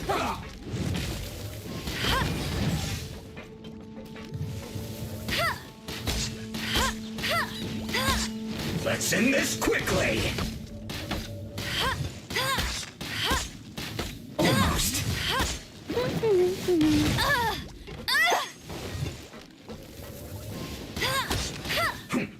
Bet you can't keep up with me.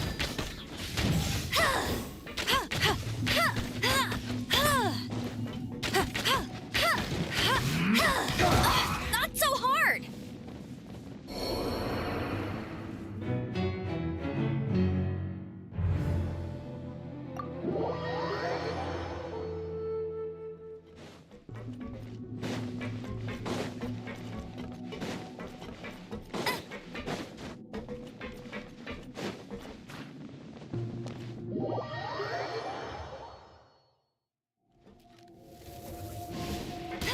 Let's begin.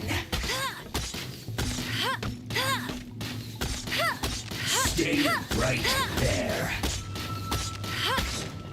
Let's end this quickly. I'll race you there. Almost.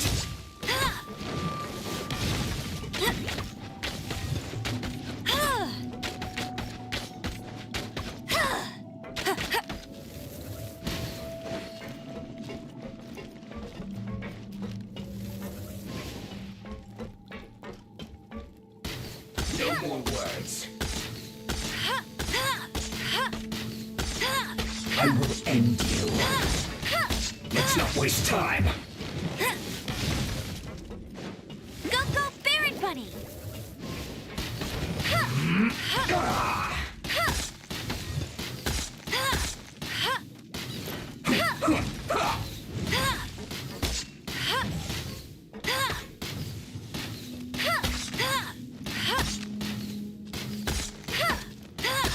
Almost.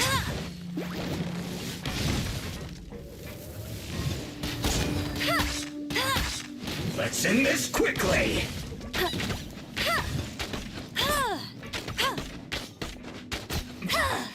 This isn't good.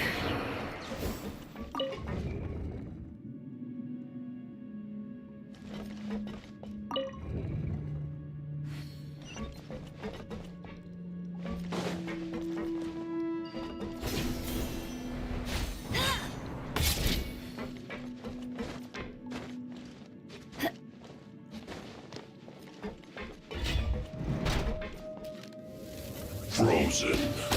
Crit, don't get frostbite. No, you're not going anywhere. Bet you can't keep up with me! It's time for a flash freeze. Frozen descent. Frozen food. It's no problem. Cooked food. Just pay your dues.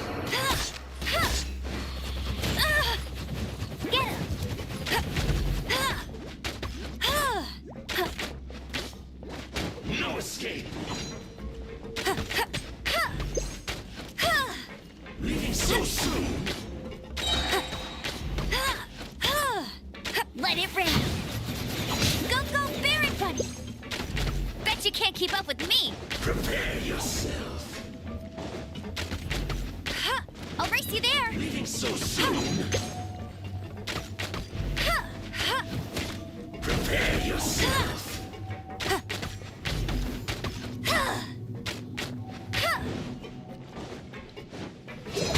Not so hard! Must keep training.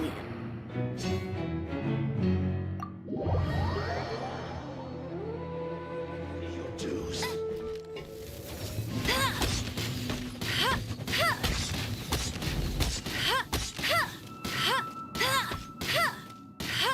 No escape.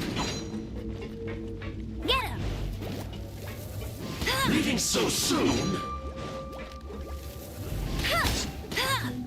Prepare yourself.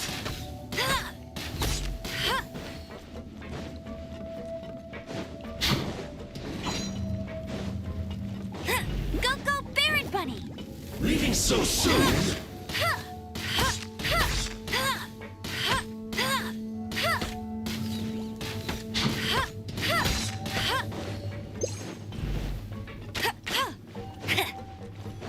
Bet you can't keep up with me! A bad date. I'll race you there! Run from debt.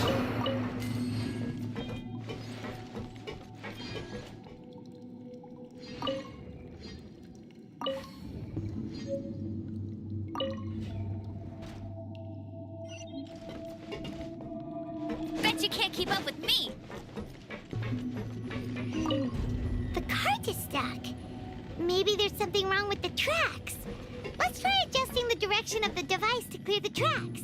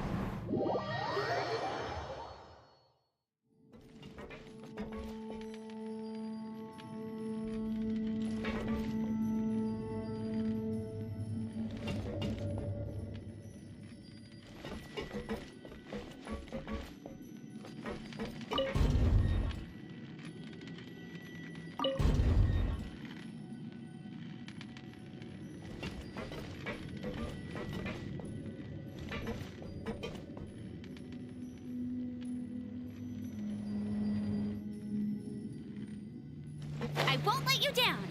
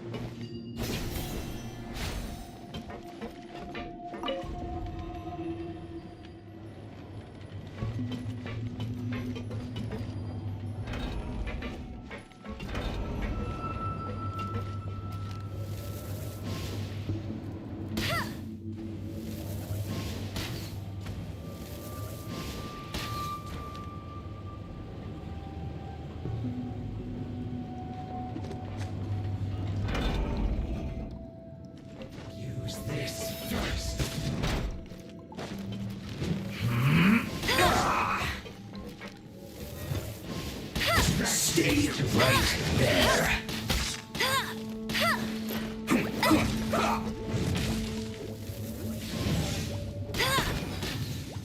Use this first. Let's end this quickly.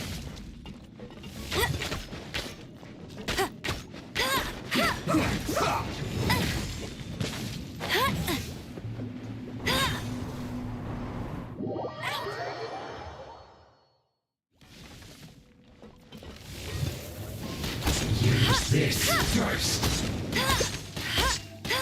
Bet you can't keep up with me. That seems to work.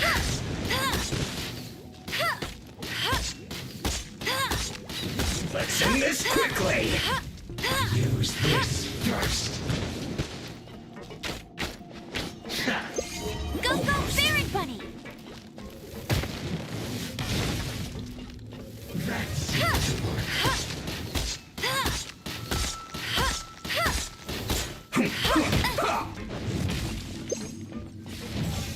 Use this first.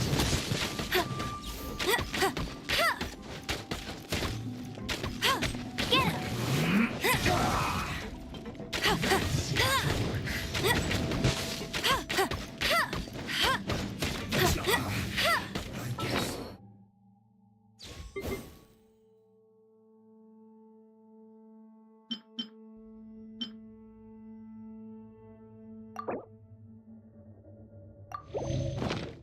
This is it. Use this first.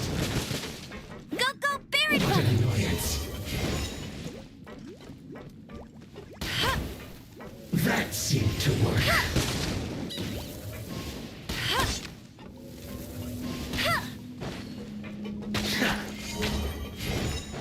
Get him!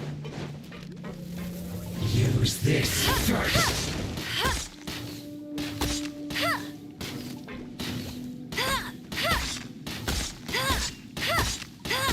That seemed to work. You'll pay for that! Go, go, Baron Bunny! Use this first.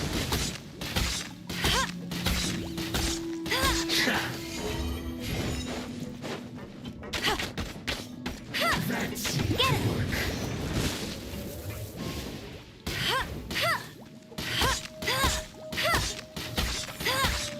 Use this first.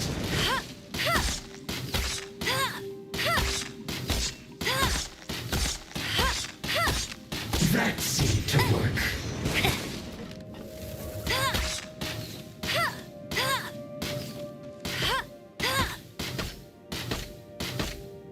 Finally, some quiet. Well met. Have a load of this. Don't be a killjoy. We've only just begun.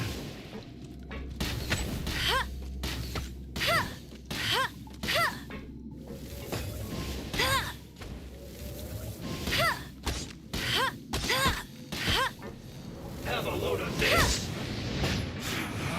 You can't run. Not so tired!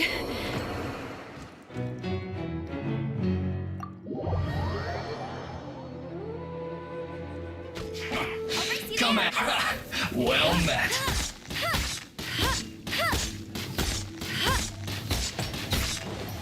Don't be a killjoy. Get ready for the We've only gliding just champion of begun. Mondstadt!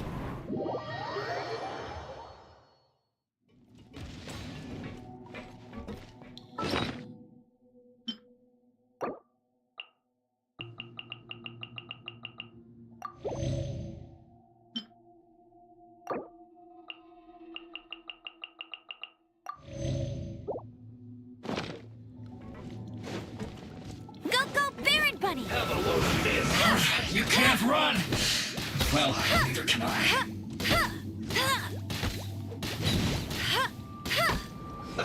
Let's move.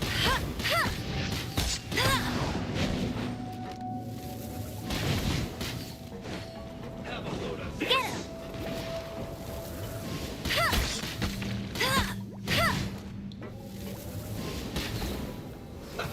Let's move.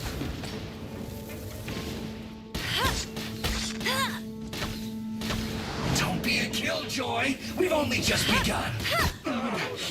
Looks like I Bet you went can't too keep far. up with me.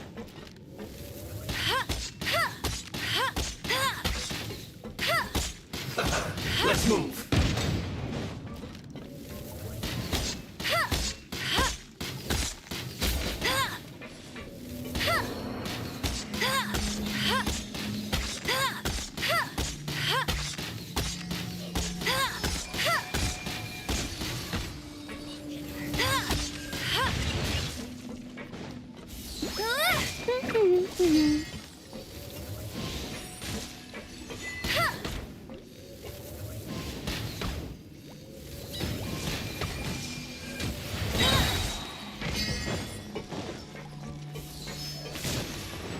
This can hurt. Get him. No one escapes my sights. Want to get a little closer?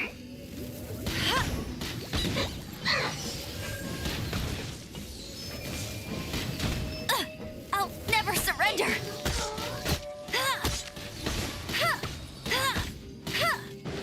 Go, Baron Bunny.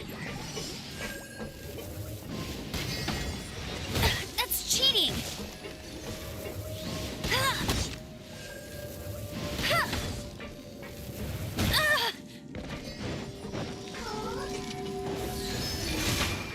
This can hurt. Hey, get him.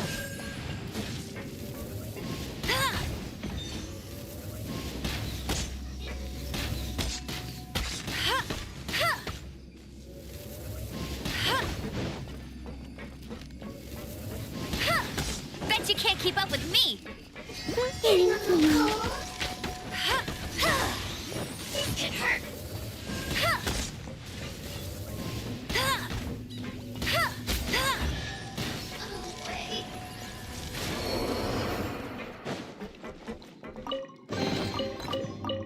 I'll race you there.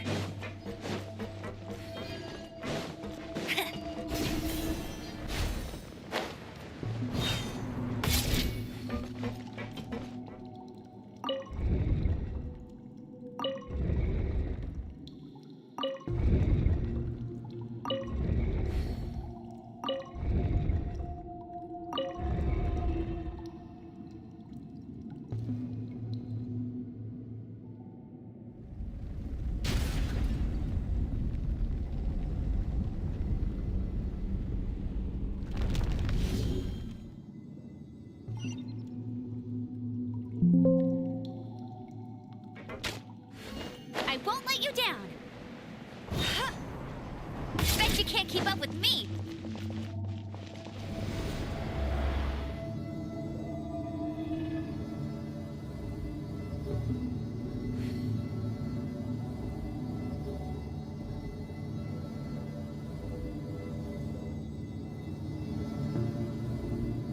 Jean will be upset if she catches us lazing around like this.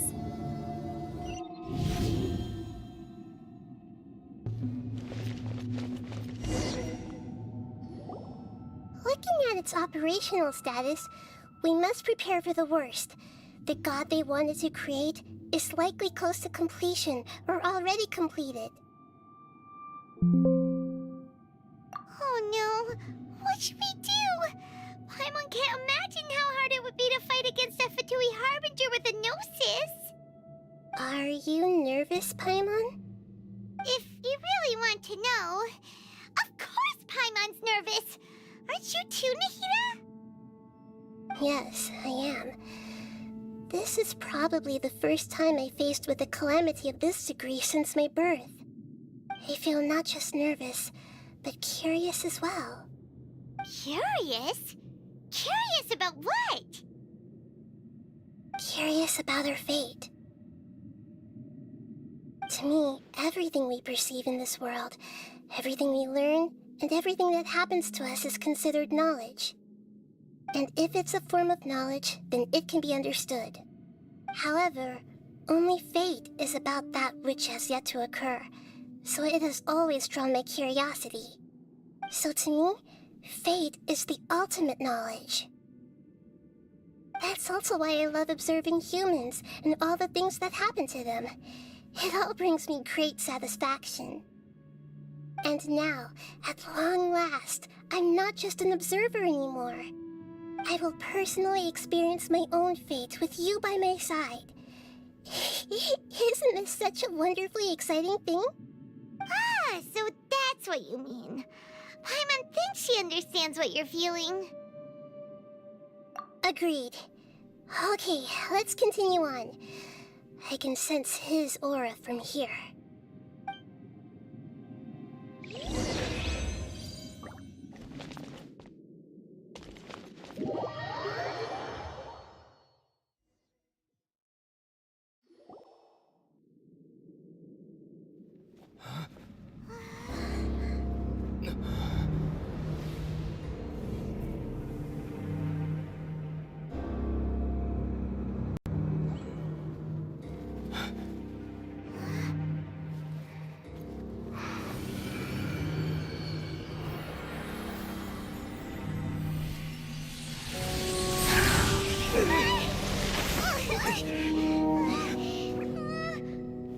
Who would have thought the world would be so eager for my birth?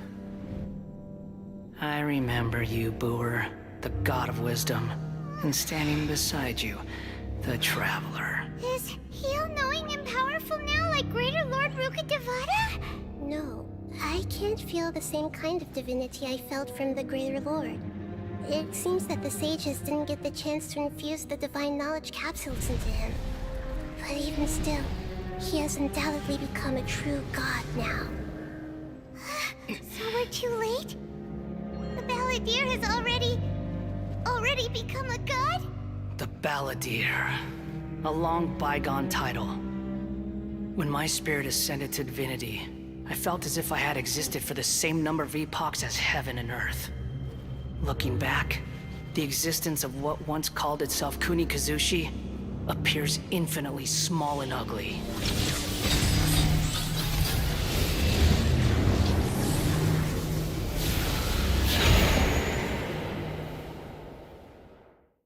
This imposing aura, it really feels like the gods! A body that capitalizes on the Balladeer's original construction as a mechanical puppet, with the Gnosis serving as a constant power supply. How much effort and resources did the sages put into this? From a purely technological perspective, it's a commendable achievement indeed. It's no exaggeration to say, this is the culmination of human wisdom. You sure are something! Dishing out compliments at a time like this? But I don't think he's reached the spiritual height of a god.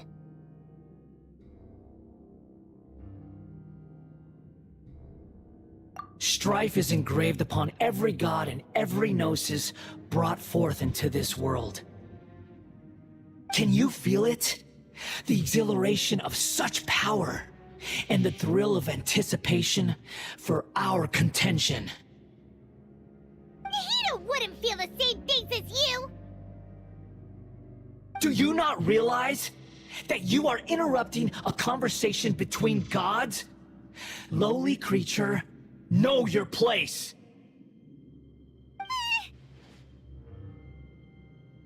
The strife engraved upon a gnosis.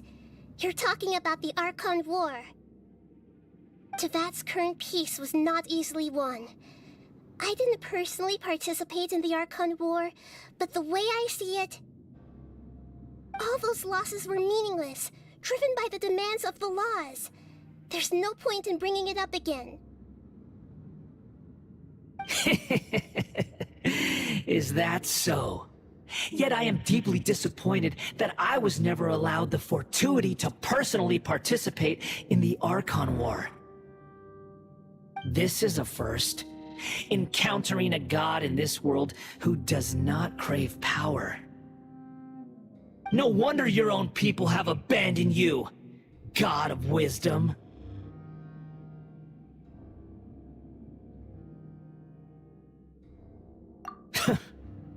Your judgment is as your existence, unsubstantial. This is where everything ends, Booer, the god of wisdom. You should know that wisdom cannot solve every problem. Like now, where your only option is to face me in combat. Come! Let us reenact a scene of the Archon War. Come and inaugurate my birth as a god.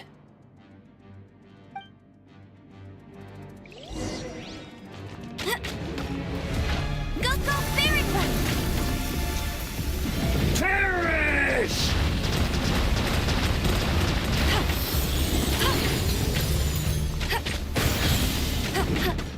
Feeble human!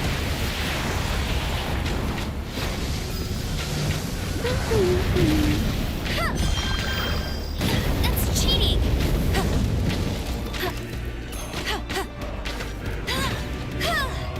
Insignificant pest!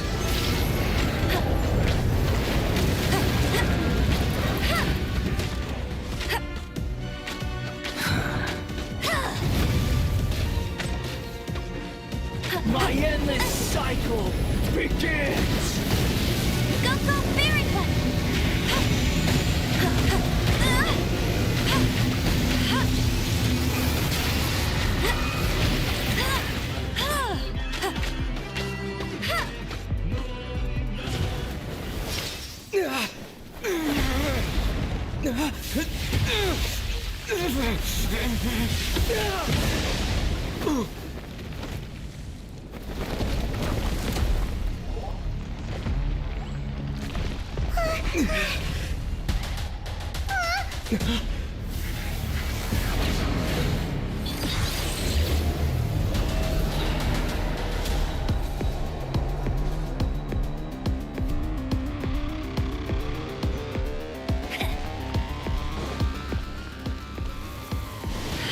Tremble!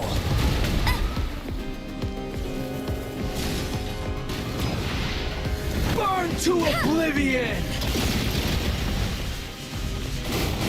I'll race you there!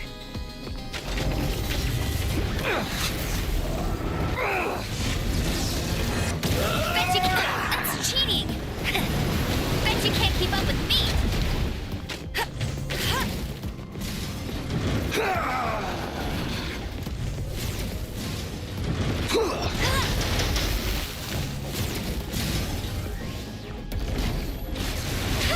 Kneel! Not so hard! I'll never surrender!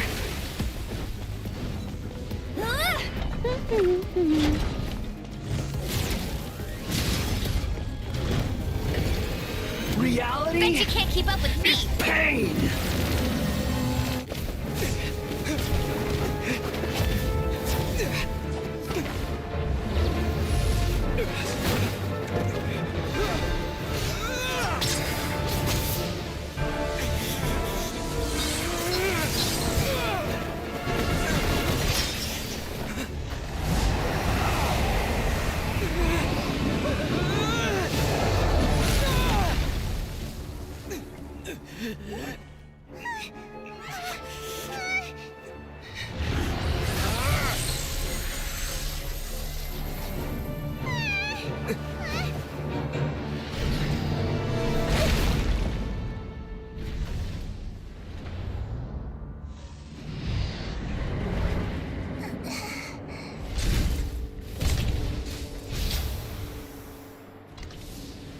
This is supposed to be a battle between gods, yet you choose to hide behind a mortal.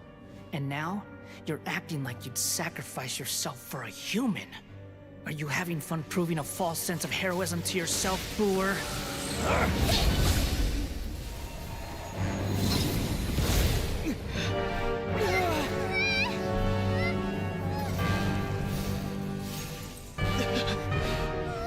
The data collection is almost complete.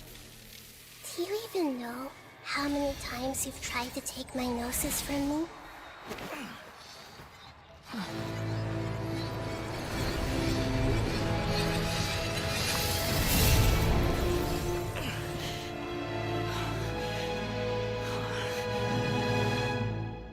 We just concluded the 168th loop.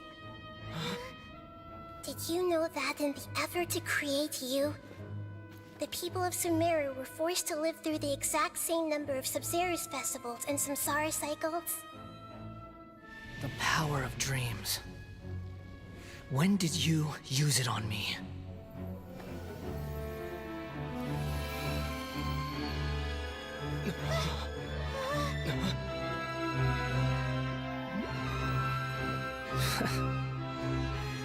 You can't even defeat me in a dream. What do you hope to achieve with this little trick? Come, Traveler. Just like before. Allow me to awaken the memories in your dreams. All that battle experience! It's more than that. Compile everyone's wisdom in the name of the Archon. That is the original function of the Akasha. I've sent everything that happened just now to the people of Sumeru in the form of knowledge. I've asked them to help you find a way to defeat the false god.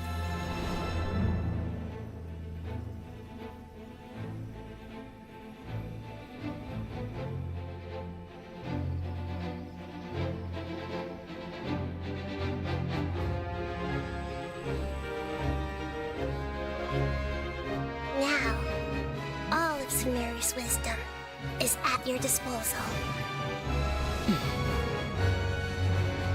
Meaningless tricks won't save you.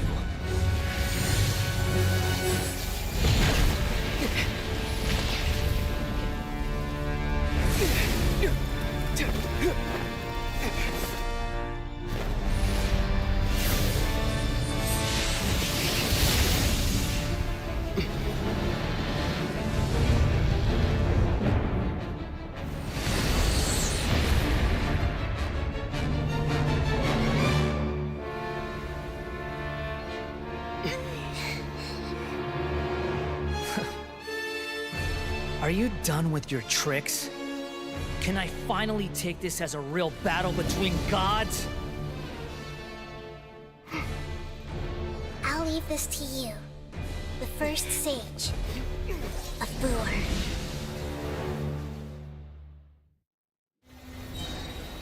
A thousand eons, mine to dominate!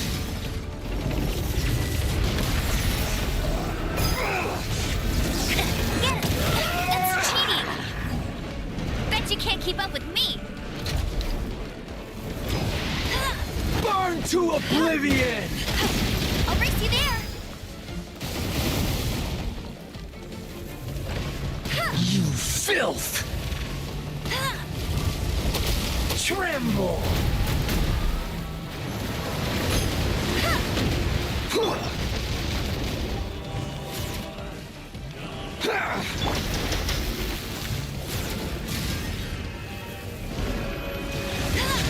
Kneel!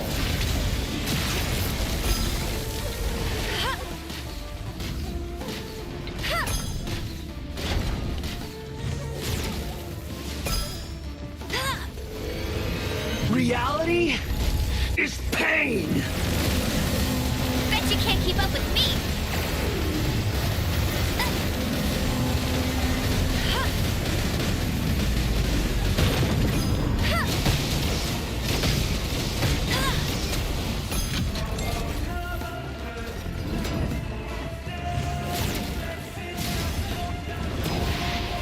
Burn to oblivion!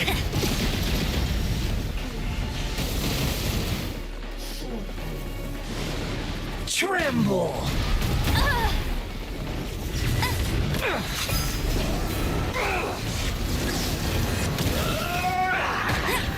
Bet you can't keep up with me! Good riddance, cruel world.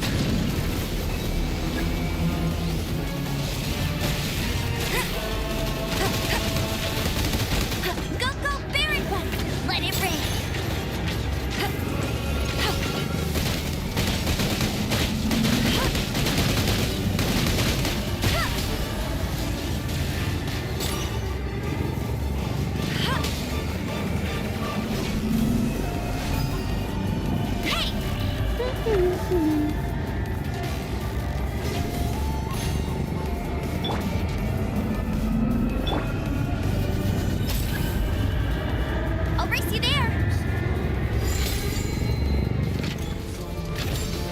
Your new god awakens! You got me.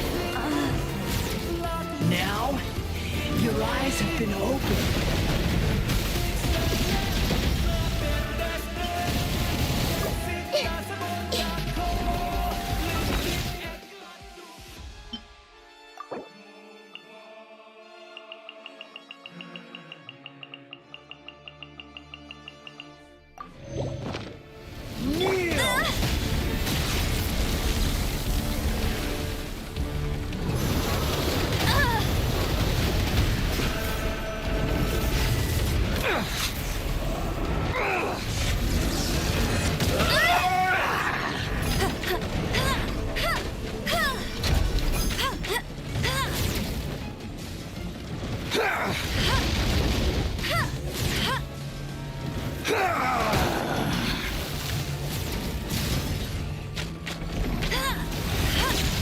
Kneel!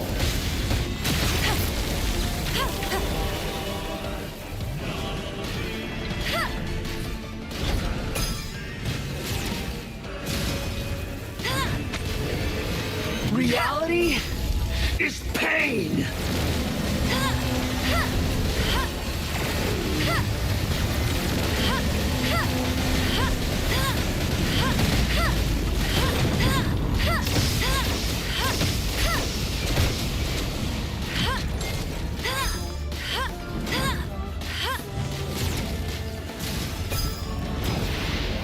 Burn to oblivion!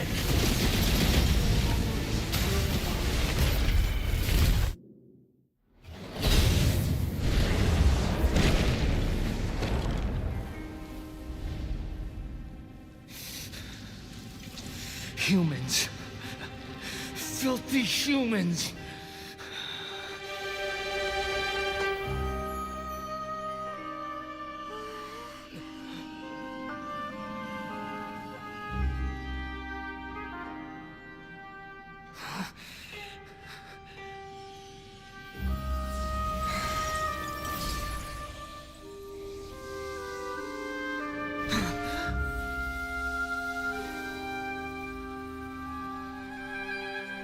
No! Wait! Please! Anything but the Gnosis!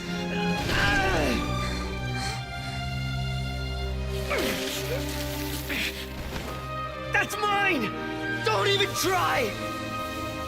I'll never go back!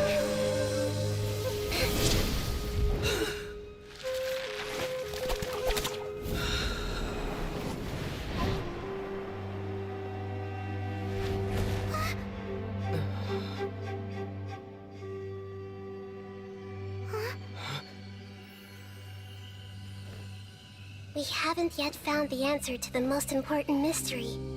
Irminsul is still waiting to be saved. With the power of another Gnosis, we may now finally understand the last memory of Greater Lord Rukkhadevata.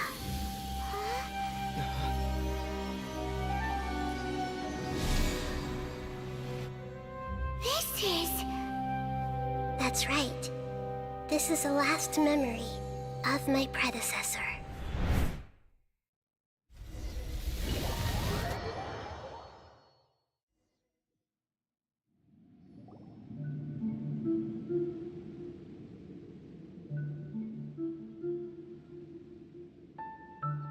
Huh. This sure seems very different from what Paimon imagined. Shouldn't Irminsul be in this realm of consciousness? Yes, that is our destination. But I didn't expect the remaining consciousness of Greater Lord Rukkhadevata to be as polluted as this.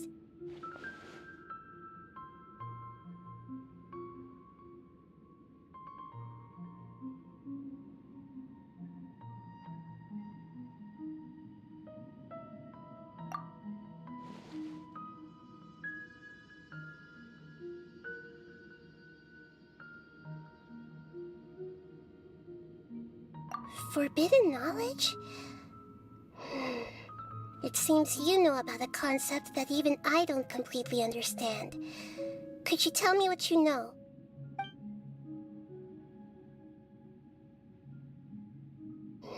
Your inference seems logical enough. Forbidden knowledge once polluted the desert thousands of years ago, but was successfully repelled thanks to King Deshret's self-sacrifice, and Greater Lord Rukkhadevata nearly exhausting her power. Then, a second instance of forbidden knowledge pollution occurred during the Conria Cataclysm 500 years ago. But I'm afraid it is much more serious this time, with Irminsul itself already in danger. So, if we're in the remaining consciousness of Greater Lord Rukkhadevata, and it's also been affected by forbidden knowledge pollution, then does that mean, in order to save us, Greater Lord Rukkhadevata? Yes.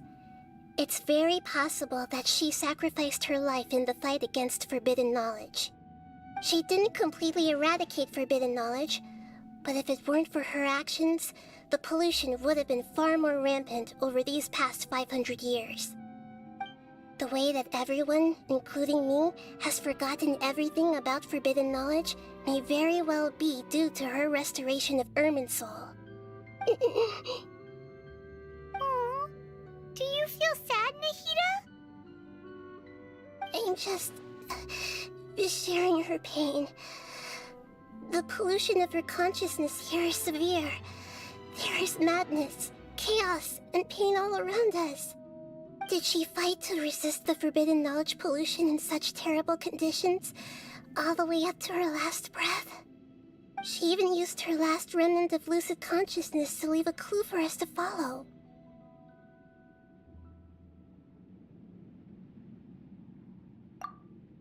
Yes, her words were distorted by forbidden knowledge, so that's all we could hear. But now, we have a chance to find the answer to this mystery. We can cross the polluted consciousness until we found the right path to meet with her lucid consciousness.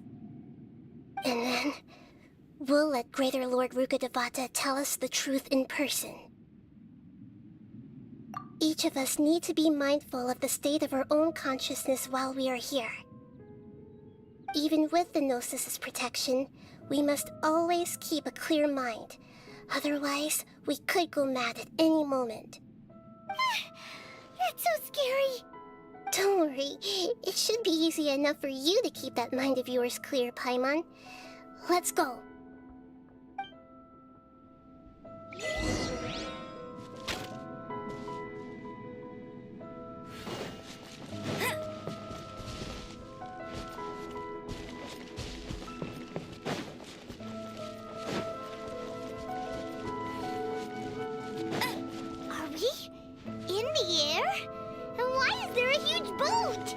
The boat of consciousness, which symbolizes reason here. Its course is the direction our consciousness is traveling toward. Wow! What are these? The monsters seem to have been affected by them!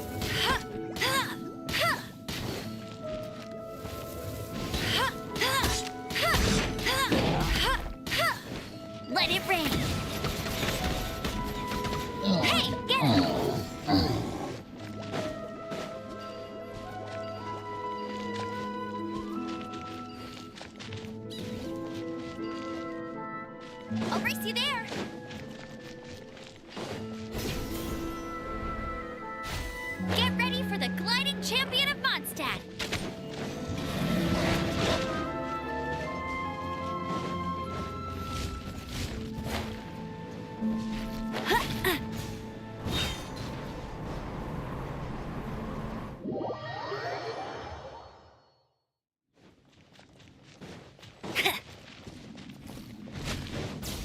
I'll race you there.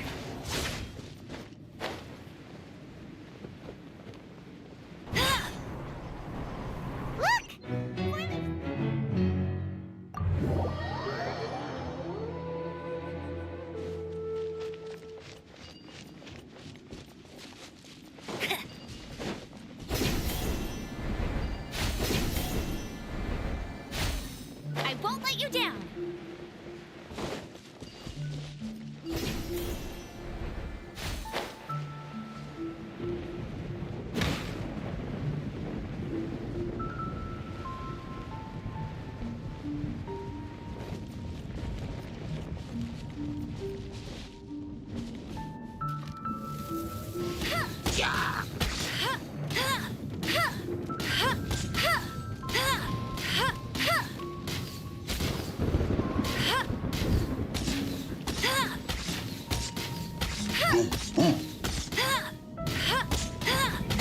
Not so hard.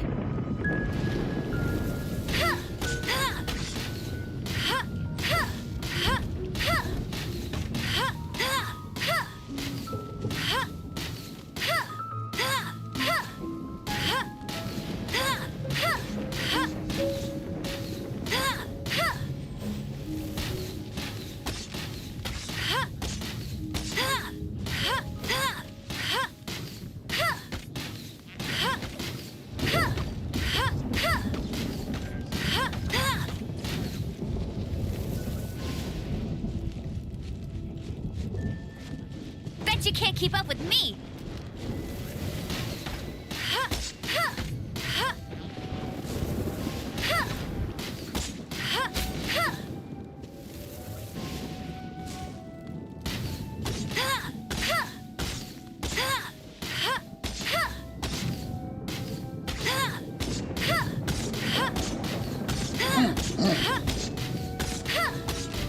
I must keep training.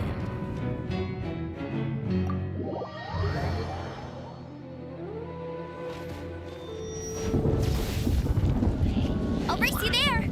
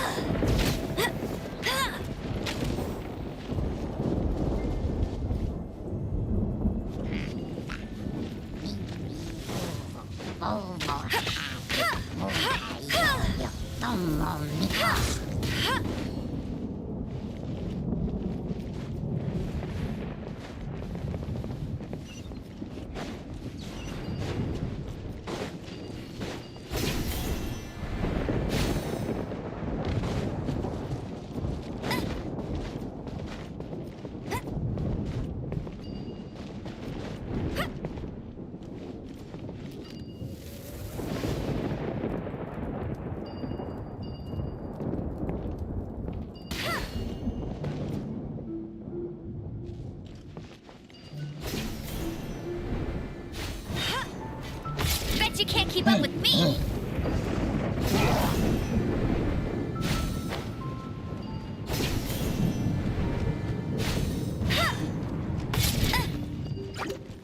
I'll race you there.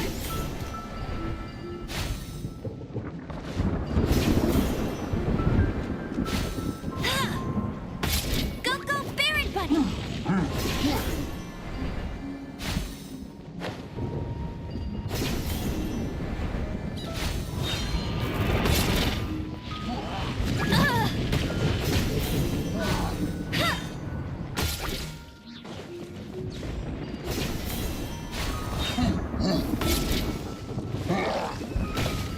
You got me.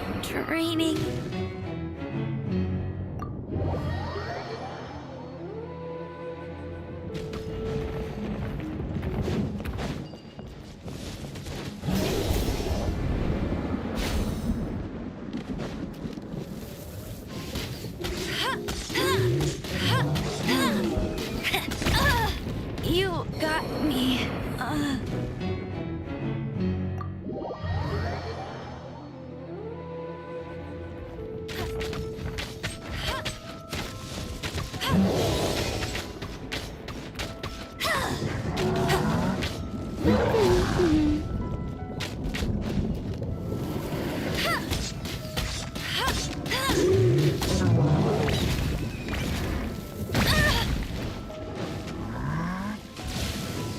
you can't keep up with me!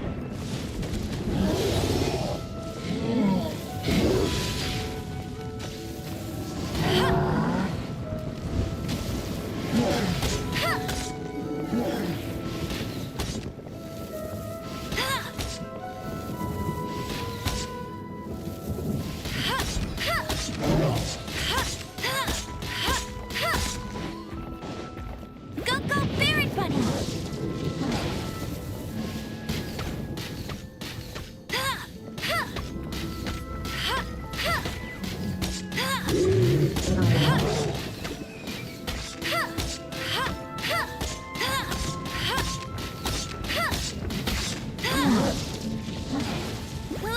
Get him!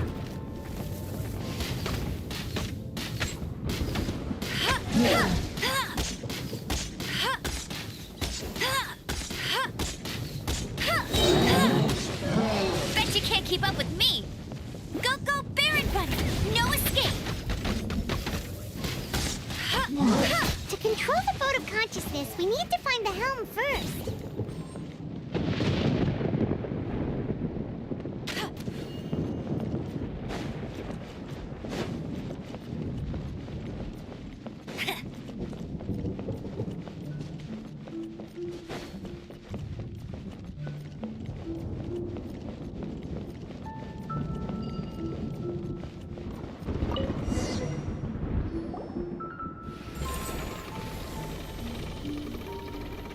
We changed direction. Are we still going the right way, Nahida? Mm-hmm. Judging from the current route, the boat of consciousness will soon take us out of here.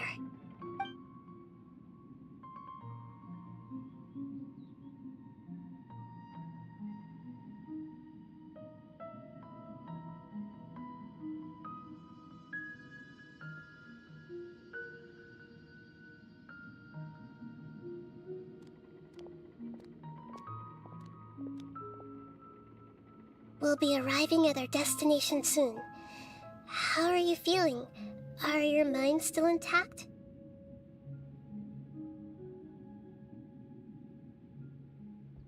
Huh? But everything's been completely normal for Paimon. Hopefully there won't be any more interruptions. This time, we should be able to meet Greater Lord Rukkhadevata. Are you saying you've never met Greater Lord Rukkhadevata before? No, it seems that my birth and her death took place at the same time. Otherwise, I think she would have given me a little more guidance, and I could have done a better job. Hey, you've done a great job, Nahida. Let's get out of this creepy place and go meet her.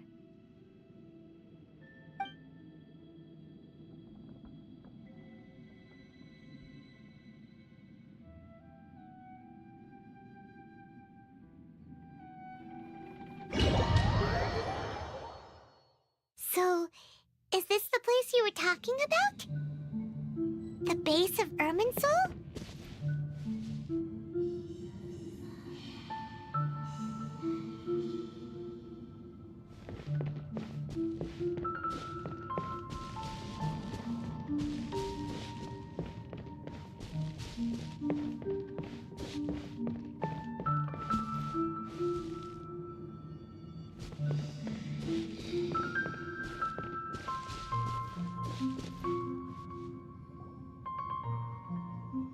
Well, this is the place.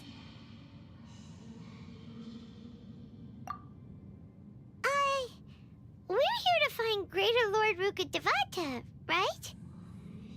But the one standing over there is... Is that... me?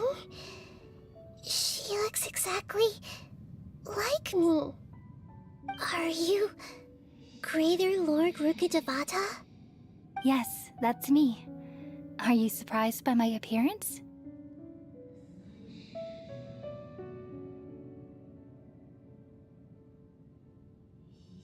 Irminsul and the surrounding lands have been reproduced here as they were years ago. But this is just a realm of consciousness. We are manifestations of the same nature, hence why we would appear exactly the same. We're of the same nature? Why? Because you are me, and I am you. You are me in the new samsara. The new samsara? As Greater Lord Rukkhadevata, I'm the avatar of Irminsul, and you are the purest branch snapped from Irminsul. Imagine it this way. Even if a tree dies, its branches will eventually take root and grow, continuing the tree's life in another form. I'm merely the remaining consciousness of Greater Lord Rukkhadevata. The real me has presumably died a long time ago.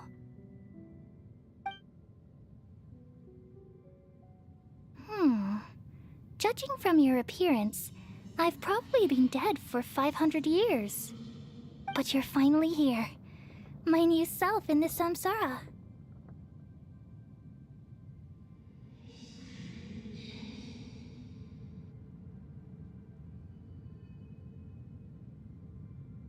If this is true, then am I going to be a great Archon like you someday? Though we share the same nature, our fates are bound to be different.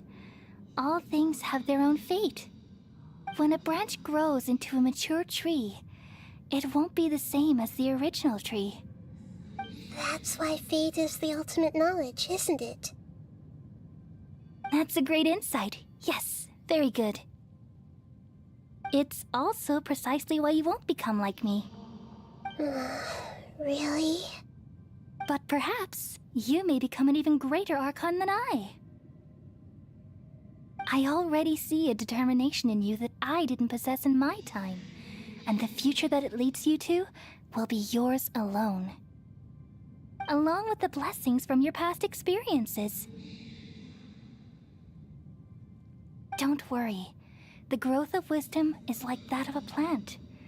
You only need to wait quietly for the flower to bloom.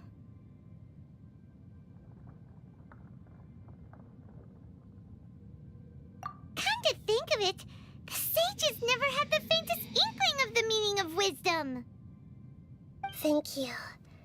Nothing makes me happier than discovering that the Archon I always admired was in fact myself in another fate. It's so nice to speak with you, Greater Lord Rukkhadevata. I've always wanted to meet you. The feeling is mutual. From the moment I snapped the branch off Irminsul and created you, I've also looked forward to talking with you. Could you tell me why you wanted to create me? And what exactly happened when you died? Ah, I see. You're here seeking answers, right? Everything that day, even the sky itself, changed into a color like this. At that time, the seven were all summoned to the nation of Conria. Except for me. I had a more important task to attend to. I had to protect Irminsul. The disaster occurred together with the pollution of forbidden knowledge. At that very moment, with my consciousness connected to Irminsul, I sensed something was wrong. The pain started to torment my mind. By the time I reached Irminsul, it was already displaying signs of corruption. Had I not repelled the pollution of forbidden knowledge with King Deshret thousands of years ago, I might have felt even more hopeless and lost. So what exactly is forbidden knowledge? It's a kind of knowledge that doesn't belong to this world, and a form of truth that can't be understood. It came from the very bottom of the abyss. Even I could never understand it.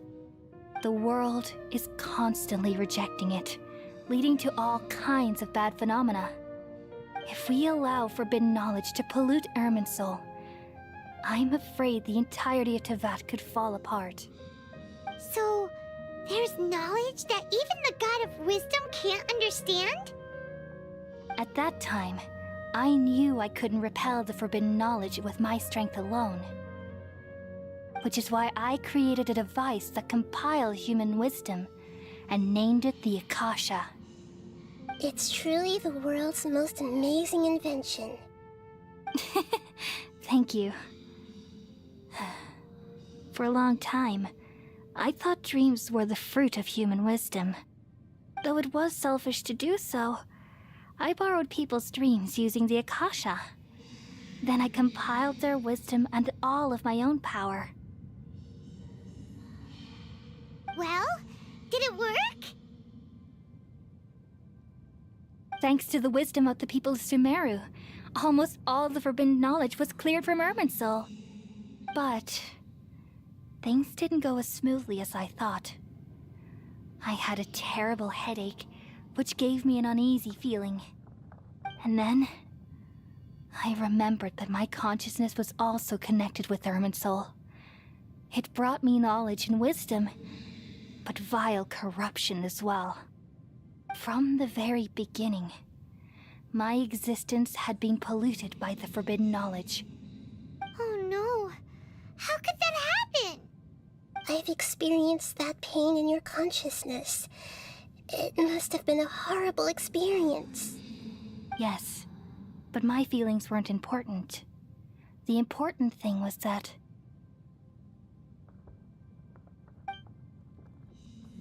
even if I died, my existence and everything related to me would continue to exist in Irminsul as memories and knowledge, meaning that the forbidden knowledge couldn't ever be permanently eradicated. And there's no way for me to eliminate myself. It would be a sort of paradox. So, I took the purest branch of Irminsul as my incarnation in the next samsara and left a trail of clues, all in hopes that you would come here and remove me and my pollution from Irminsul forever. Wait, no, I can't. So you realize what that implies. You are very smart indeed. Irminsul has all the knowledge and memories of this world. And as you've realized just now, removing me from Irminsul means I essentially will never have existed in this world. But this is the only way to save Irminsul. People love you so much, and they've missed you so much over the past 500 years. I am exactly the same. So how can we just forget you like this? Is there really no other way? There must be something else I can do. You're the god of wisdom, Buer. You should know that there is no other way. But this is so cruel. I don't want to forget you. No need to feel so sad, Buer. As someone who delights in wisdom, you should feel joy at finally finding the answer. These are the words in their entirety. The answer you've been seeking all along.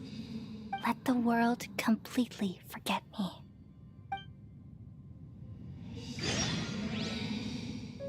We all nestle under the great tree of wisdom, peering out to perceive the world.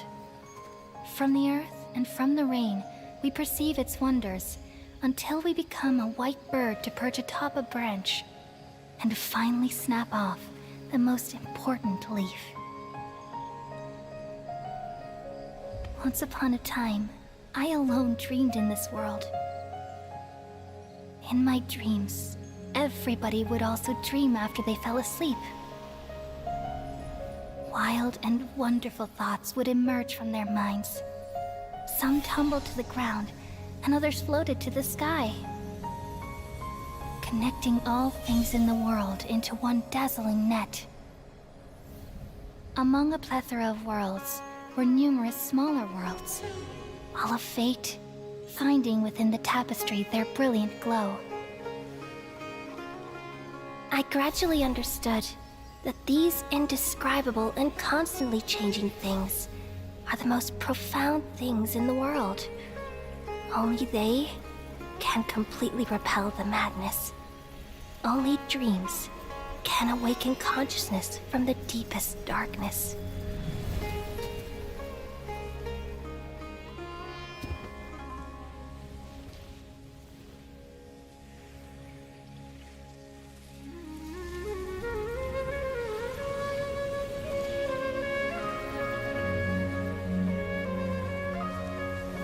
I'm the one who posed this question, yet also the one who sought a solution. Saving the world with the dreams of the people used to be my answer. And now, you've also found your own answer, and I shall return all the dreams to the people.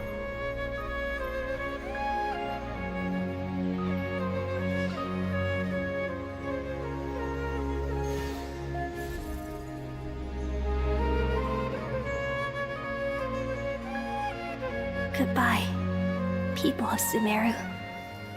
May you be blessed tonight with the sweetest of dreams.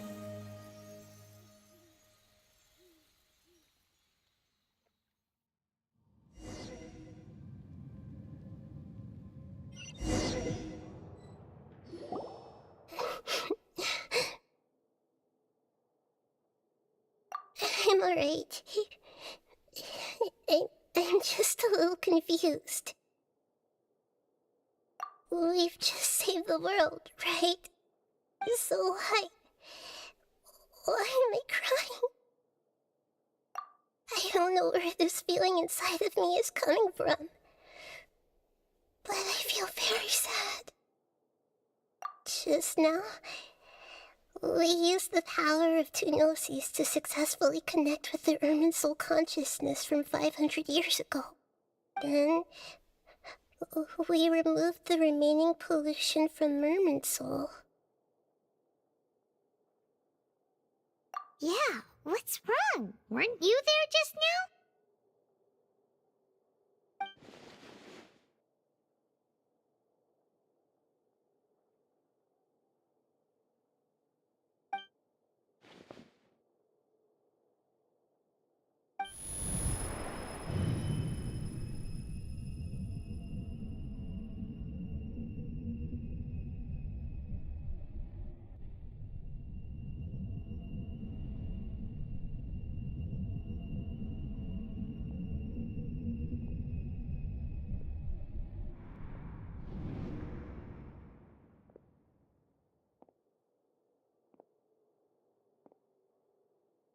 Huh?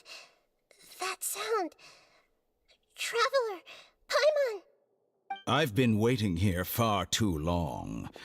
But finally I have the chance to be alone with you. All the precious time I wasted has finally paid off. The doctor! What have you done? Just a type of sound wave that can quickly put defenseless people into a dream. As I expected, it doesn't have any effect on gods. This is the only thing of interest I found among the sage's research. I thought I'd take it for a little spin. Don't worry. I know you would never forgive me if I actually killed them. I'm here to negotiate with you. Naturally, I won't do anything dangerous that could potentially damage our relationship.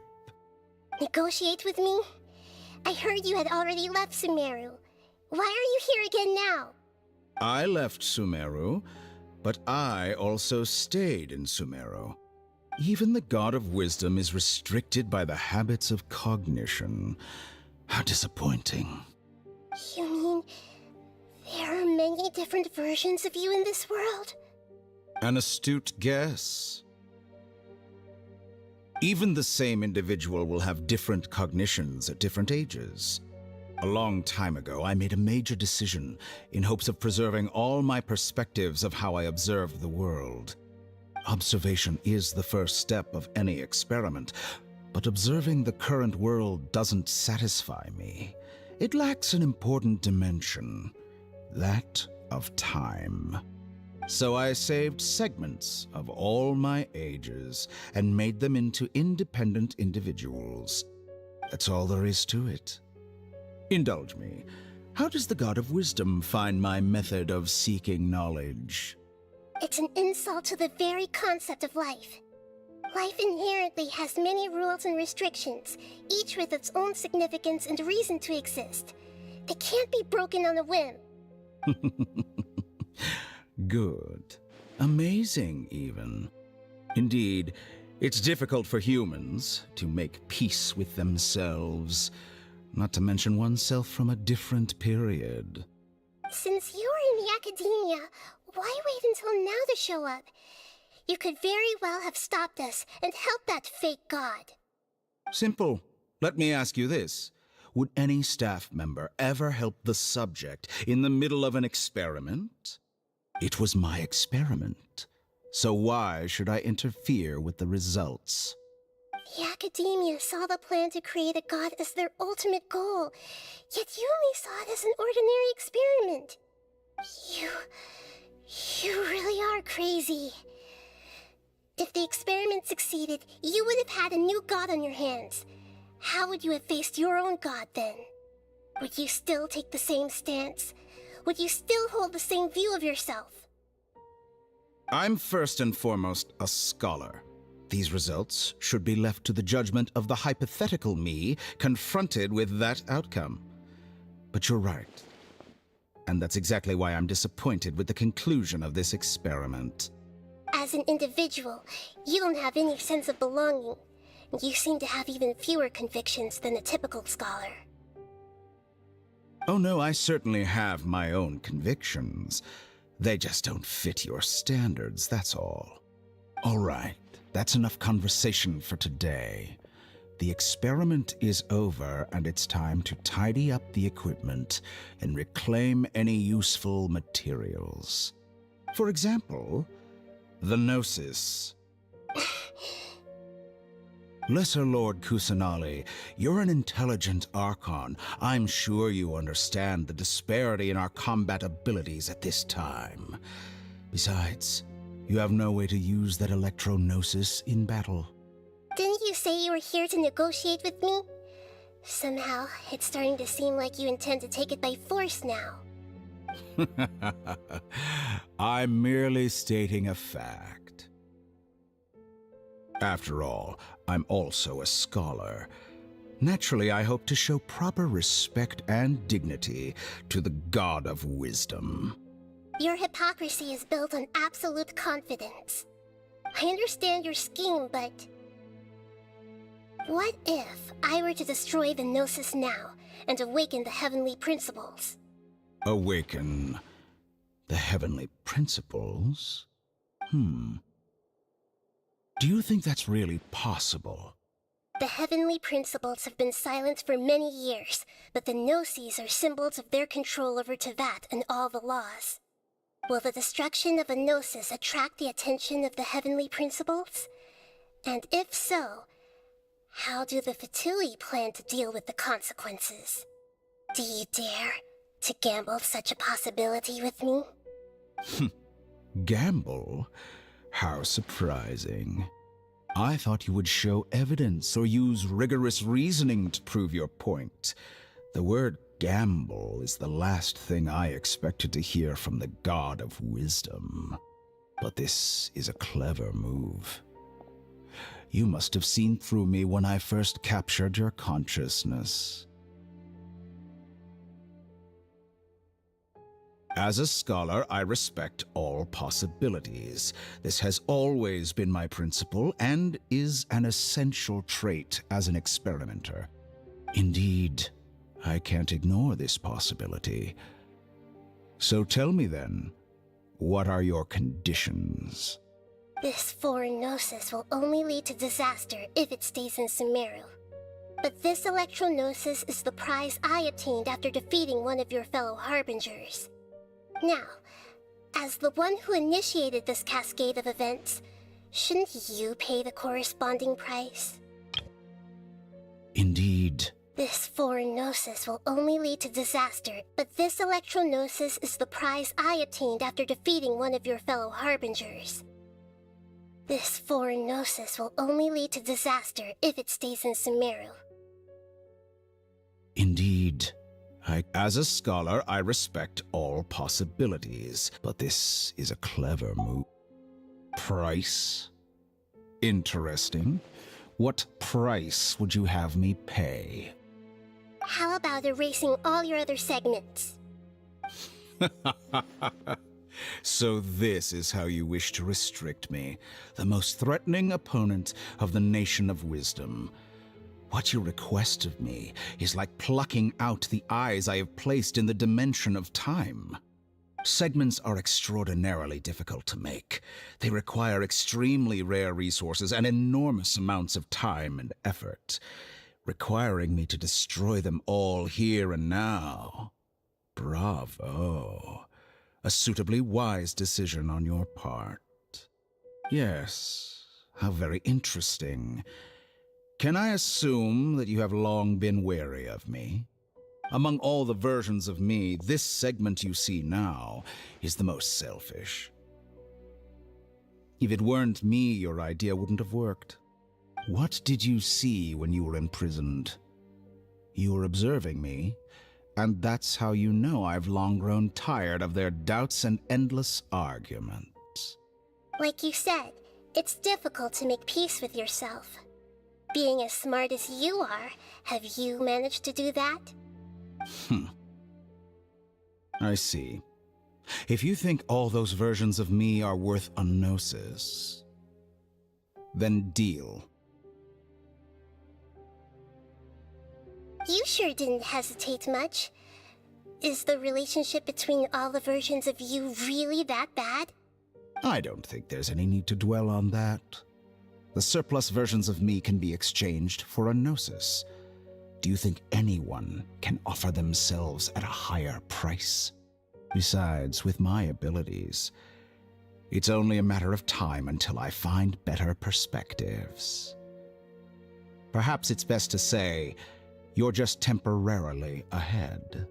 But what I'd like to know is, how can you be sure that I've really erased them? I can see your remaining honesty.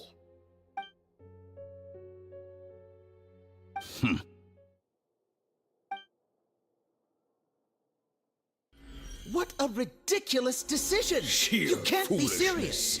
How could I have been so short-sighted? You think this is the end? Wait, I'll have Please wait! You'll make this moment count.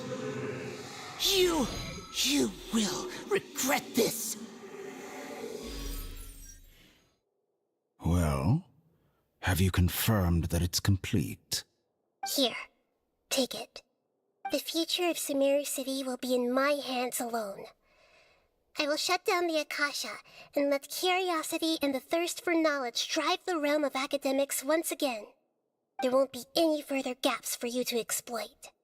It truly pains me that my academic achievements have never been appreciated in my homeland. Of course, I have no interest in being rejected by this city for a third time. Another chess piece. And where is your dendrognosis? Don't be greedy, Harbinger of Snezhnaya. No, this is a different transaction. If you intend to turn off the Akasha anyway, then there's no further use for the Gnosis of Sumeru, is there? Besides, isn't it the Archon's duty to deliver what's desired of the Seeker? Oh, judging from your expression, you don't seem to find the idea very agreeable. Then let's think of it this way. Since you're the god of wisdom, how about I exchange some knowledge with you? People exchanging knowledge with the god of wisdom is the stuff of legends. Yet here you wish to exchange knowledge for the god of wisdom's property. Arrogant as that is, it has piqued my interest. Let me ask you, have you in all your mighty knowledge ever heard the rumor that the skies of Tevat are fake? Huh? That's the secret hidden by Ermin's soul concerning the truth of this world. Once I finish telling you about this, it will be time for me to say goodbye. With negotiations, we've all gotten what we wanted. I'm very glad I got to meet you like this. Your arrogance may know no bounds, and convictions may mean nothing to you. But I'll still listen to what you have to say.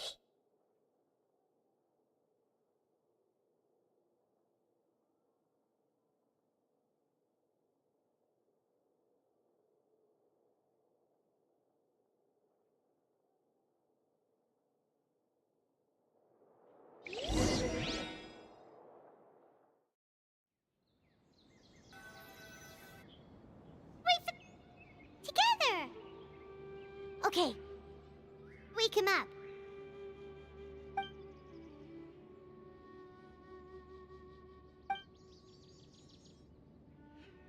Are you awake? Kali says it's time for breakfast.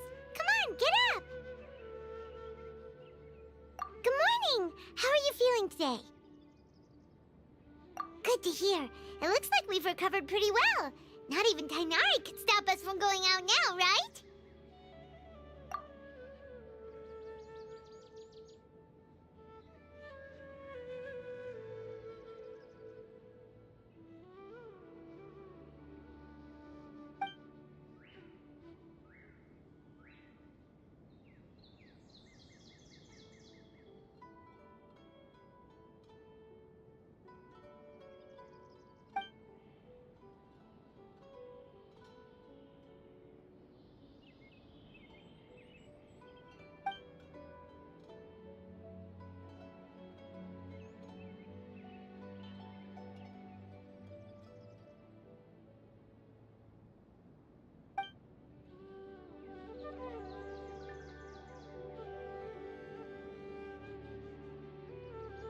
Come on, Traveler, let's go!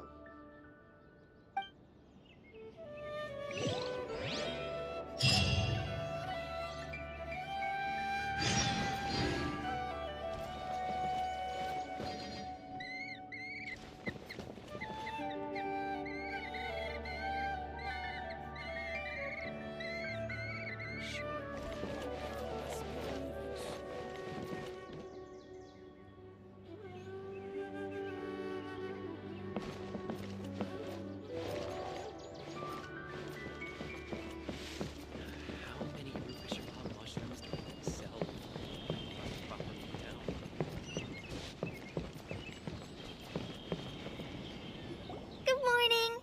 Looks like you're awake. Yep. I prepared some breakfast today. Please have a taste. I hope you'll like it. It's nice to have you here so we can eat something yummy. Well, now that I've recovered from Alizar, I'm feeling better than ever. I can even prepare 4 or 5 meals a day now. And Paimon bets they're all delicious. Oh, by the way, someone brought a letter for you after you went to sleep last night. Nope. Paimon wanted to read the letter with you after you woke up, so Paimon didn't open it. All right, let's read it now. Oh, it's from Nilu. Ahem. We're going to hold a feast at the Grand Bazaar and celebrate Cyano's reinstatement as the General Mahamatra. As heroes of Sumeru, please be sure to attend. I'll wait for you. The date of the banquet is written on the back. It's in 2 days. Oh, I've also heard that you've become heroes here as well. That's amazing.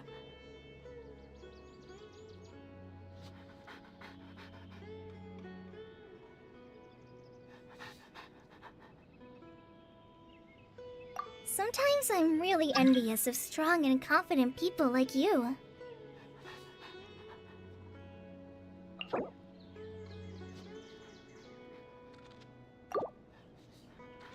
Oh, you're embarrassing me.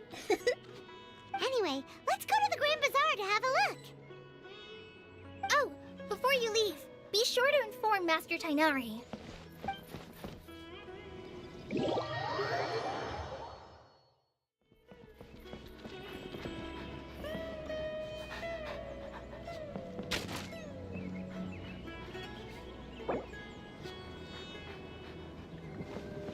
The show begins! How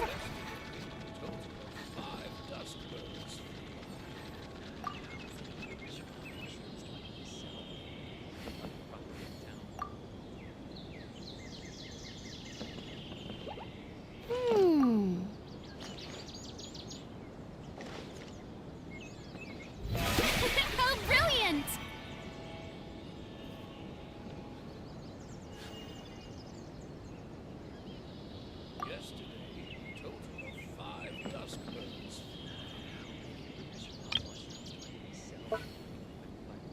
Hey, there's something strange over there. Come on, let's take a look.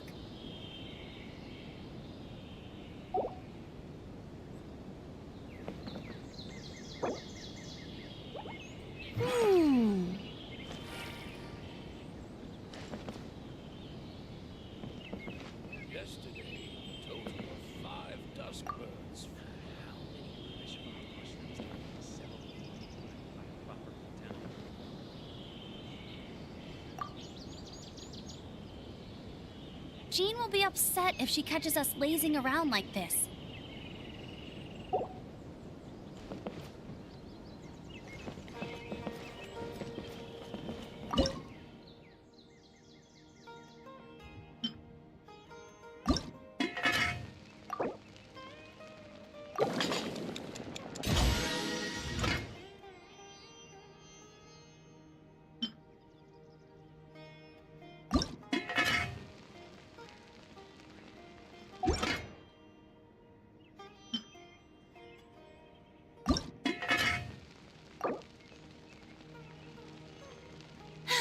Hey, there's something strange over there. Come on, let's take a look. Who knew the people would adore me so much?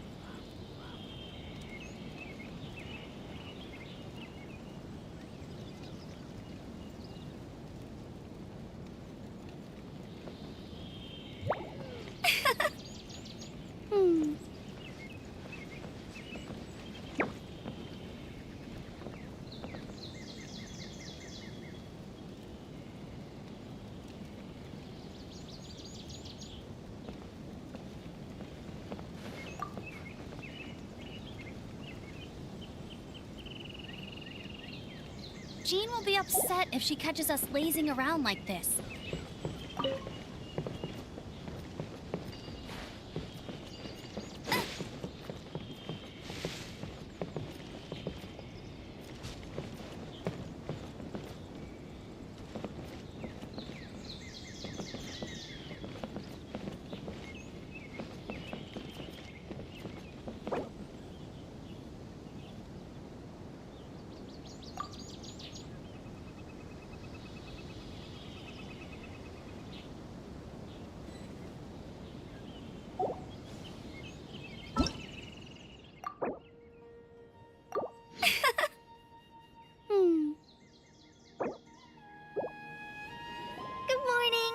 Looks like you're awake.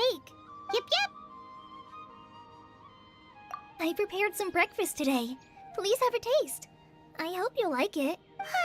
It's nice to have you here so we can eat something yummy. Well, now that I've recovered from Elazar, I'm feeling better than ever. I can even prepare 4 or 5 meals a day now.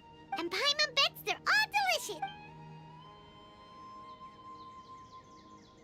Oh, by the way, someone brought a letter for you after you went to sleep last night. Nope. Paimon wanted to read the letter with you after you woke up, so Paimon didn't open it. All right, let's read it now. Oh, it's from Nilu. Ahem. We're going to hold a feast at the Grand Bazaar and celebrate Cyno's reinstatement as the General Mahamatra. As heroes of Sumeru, please be sure to attend. I'll wait for you. The date of the banquet is written on the back. It's in 2 days. Oh, I've also heard that you've become heroes here as well. That's amazing.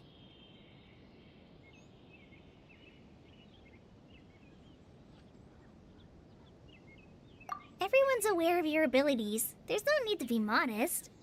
Anyway, let's go to the Grand Bazaar to have a look. Oh, before you leave, be sure to inform Master Tainari.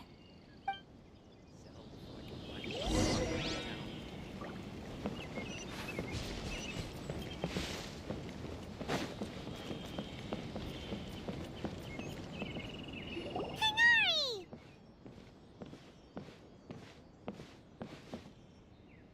Ah, good morning. How do you feel today? We feel much better. How about you? I'm recovering well, thanks for asking.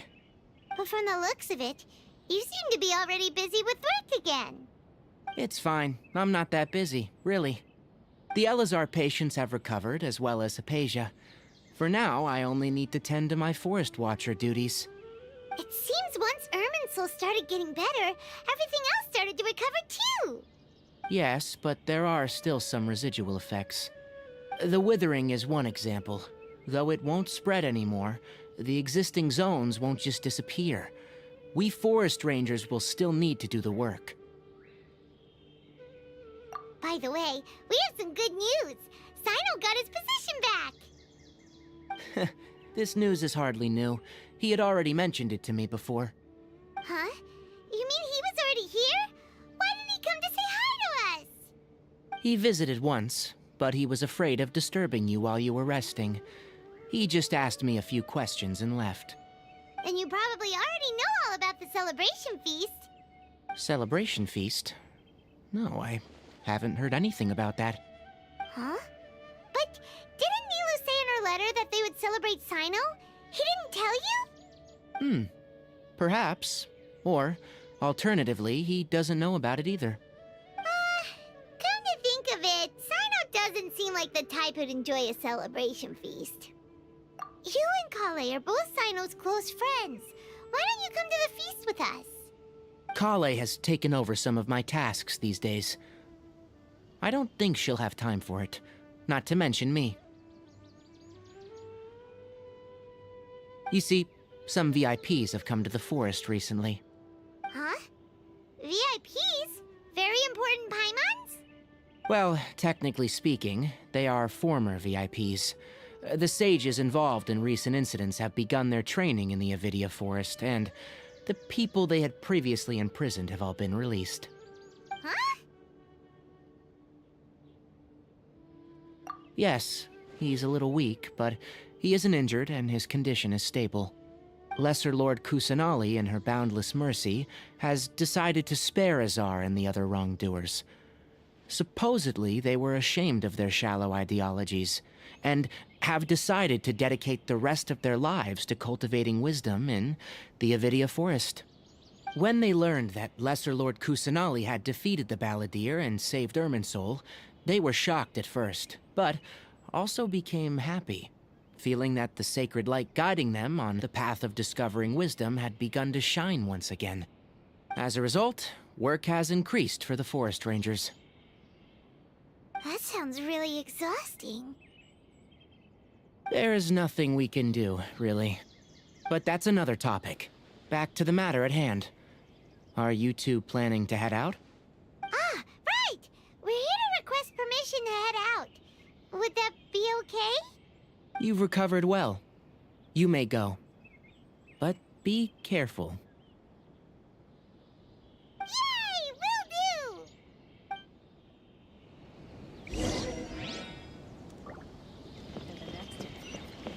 I think I'll start with these questions.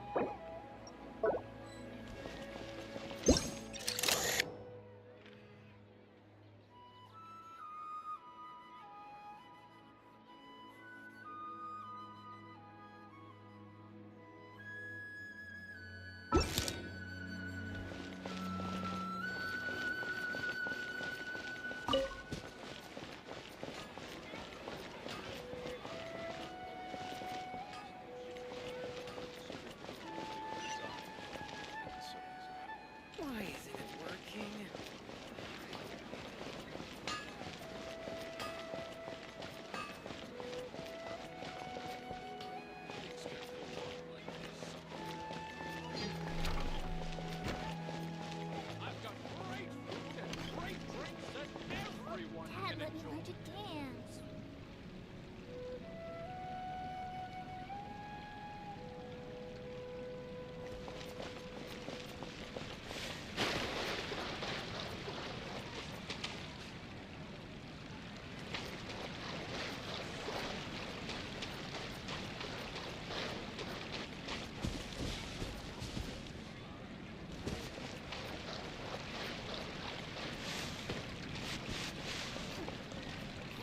Well, there won't be any problems if the feast starts at that time.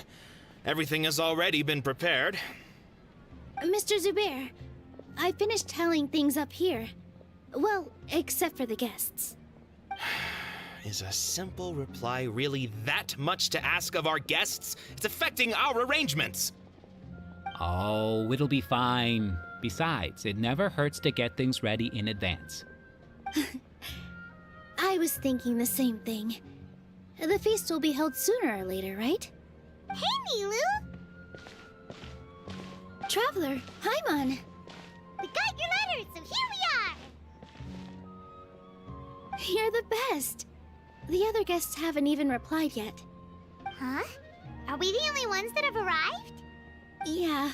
I had someone deliver letters to all of our guests. But maybe everyone is still busy with other things. Look, I get it. Sumeru is in an extremely important period of transition right now, but even if your friends are important figures, they shouldn't just ignore your request like this. Nilu is Sumeru's #1 celebrity after all. You have no idea how happy I am to talk to people with good taste. If you consider enjoying Nilu's dances having good taste, then almost everybody has good taste. Because Paimon thinks everybody will love her performance. That's right. We all think she's amazing too. Nilu is an absolute favorite among those of us who frequent the Grand Bazaar. For Outlanders, you have a great eye. Master Zubair, let's have a vote for the most outstanding audience members next time. I think these two may win. Nonsense! It is not for us to determine the value of an audience. But indeed, we could try giving gifts to people with particularly good taste. I heard there's a device in Fontaine called a camera that can record people's appearances as pictures. Such pictures would make superb gifts. Ooh, good idea. I wonder where we can find one. You guys are so funny. There's really no need for that. I'm satisfied just being able to perform here. There's always a lot going on at the Grand Bazaar. Yeah, and that's why I love it here. Traveler and Paimon, could you help confirm if the letters were actually delivered? If for some reason they didn't receive the letters, then please tell everyone that there will be a feast here.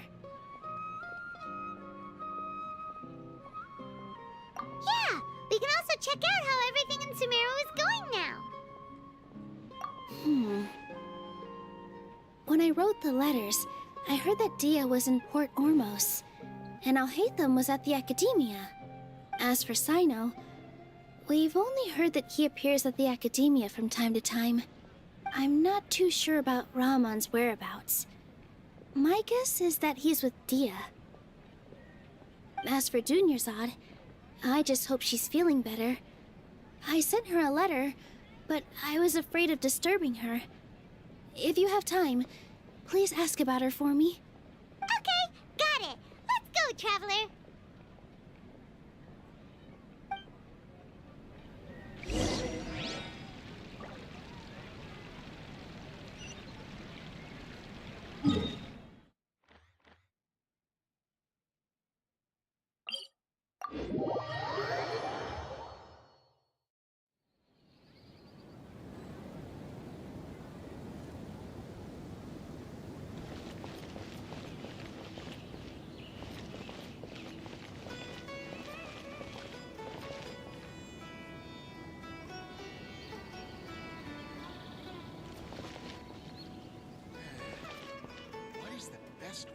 Well, your perspective is just putting the cart tunnel before the visioning. horse.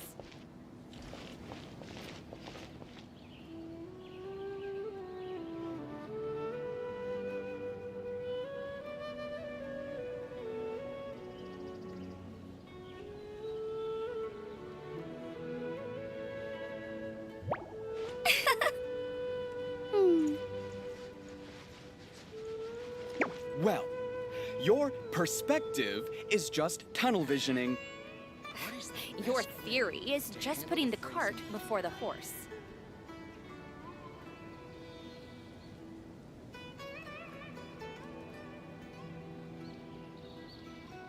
Hey, there's something strange over there. Come on, let's take a look.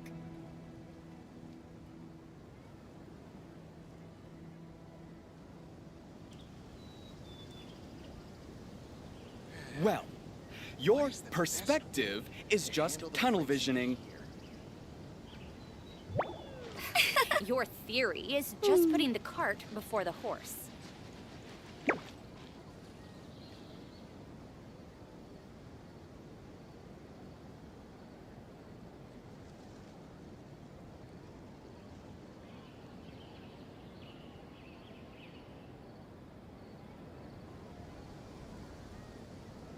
Jean will be upset if she catches us lazing around like this.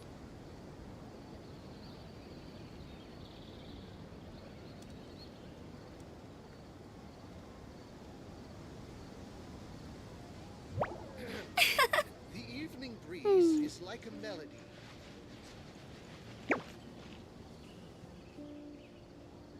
Huh? What are you talking about?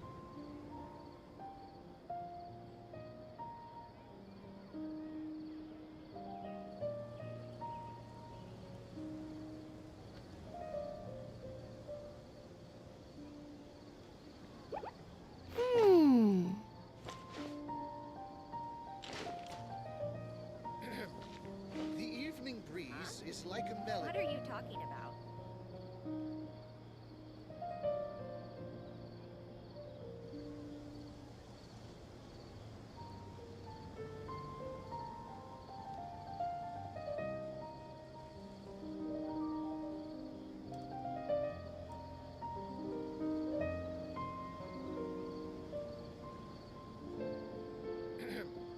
The evening breeze is like a melody.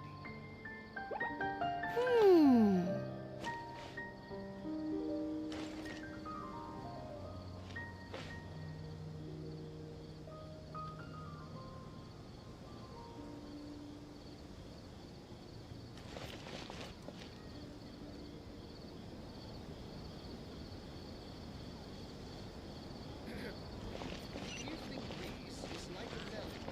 What are you talking about?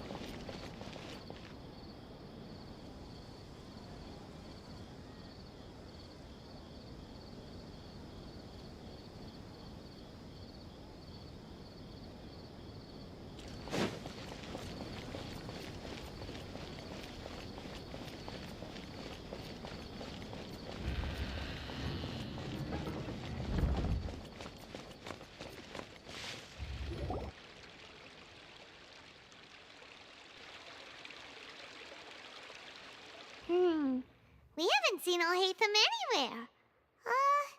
Let's ask that person over there.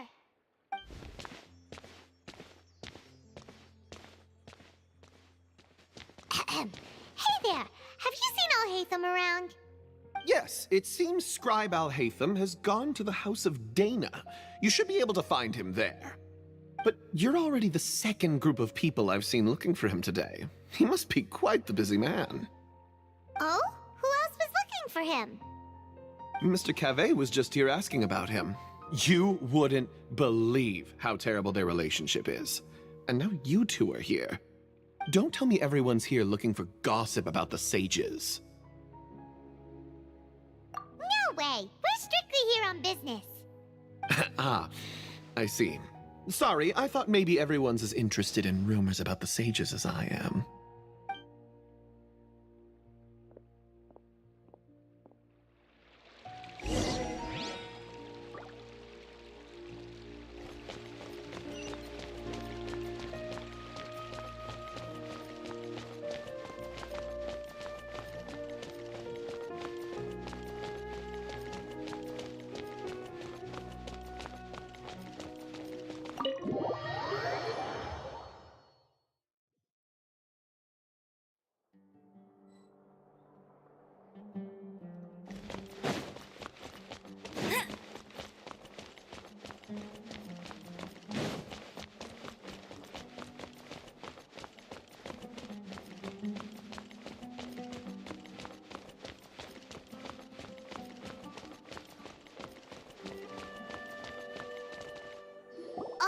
Hatham should be around here somewhere, right?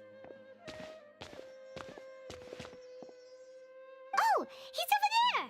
But it looks like he might not have time for us.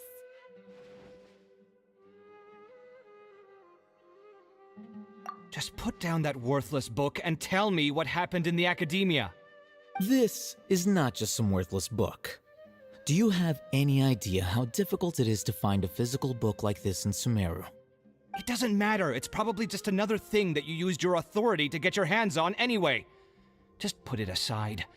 Listen, I came back today only to hear that the sages have disappeared. Oh, you sound surprised.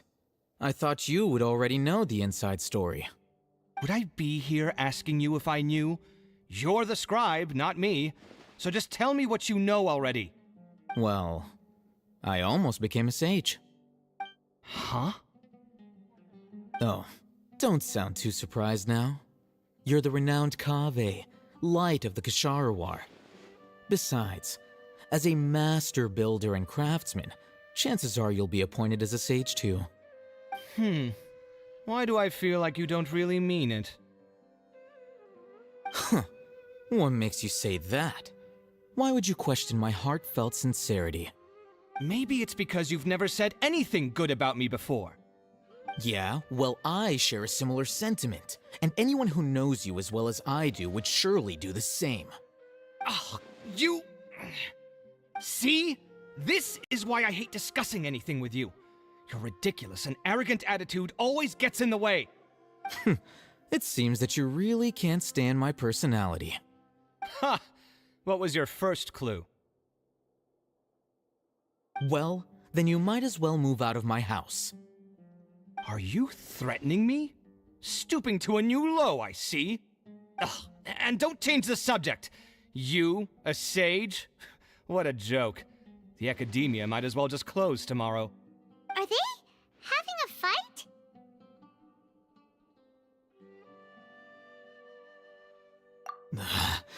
Forget what's going on with the academia. Haven't you been busy with your construction project? Tell me, when are you going to build yourself a mansion? Don't get me started. I get angry just thinking about it. So, what great building did our master architect work on this time? Like I need to tell you. Keep your nose out of my business. No, I think we deserve to know. Where were you when Sumeru needed you most? I was in the desert for a large project, but considering Haravatat's utter ignorance of architectural and aesthetic matters, you probably wouldn't understand.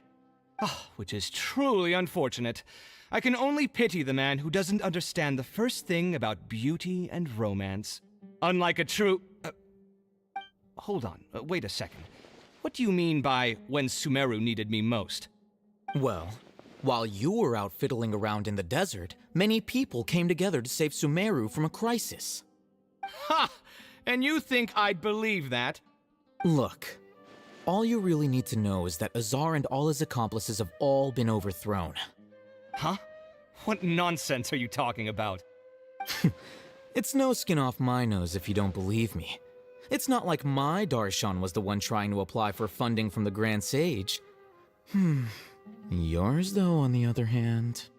You know what? I'll ask around. I'm sure someone knows what's going on here. You're dead if I find out you're lying to me.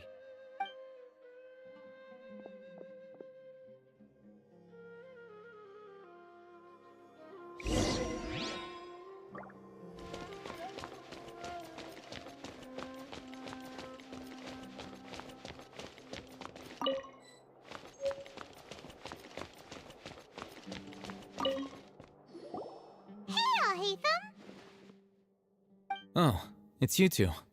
What's the matter? We're running some errands for Nilu. Have you received her letter? Letter? Nilu said she sent out a letter inviting everyone to a celebration feast in 2 days at the Grand Bazaar. We'll also be celebrating Zaino's reinstatement as General Mahamatra. If she addressed the letter to all Hatham of the Academia, then the letter should have gone to my office. I've been busy these days, so I haven't had time to check for any new mail at my office. I only now have some free time to attend to personal matters. Have you always been so busy with your Of course not. I'm only busy these days because several sages have been dismissed recently and the whole academia was practically turned upside down. Kainari told us they all went to train in the Avidia Forest. Apparently they will spend the rest of their lives there. That is already the best possible ending for the likes of them. 4 of the 6 great sages were possessed by their desire for power and attempted to create a new god. In order to pull it off, they even imprisoned the other 2 rational sages. To imagine such things could take place in the academia. I don't know where to begin.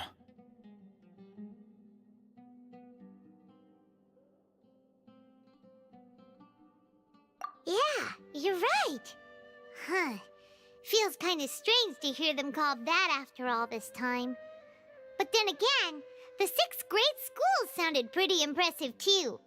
Yes, at least that's how they're supposed to sound.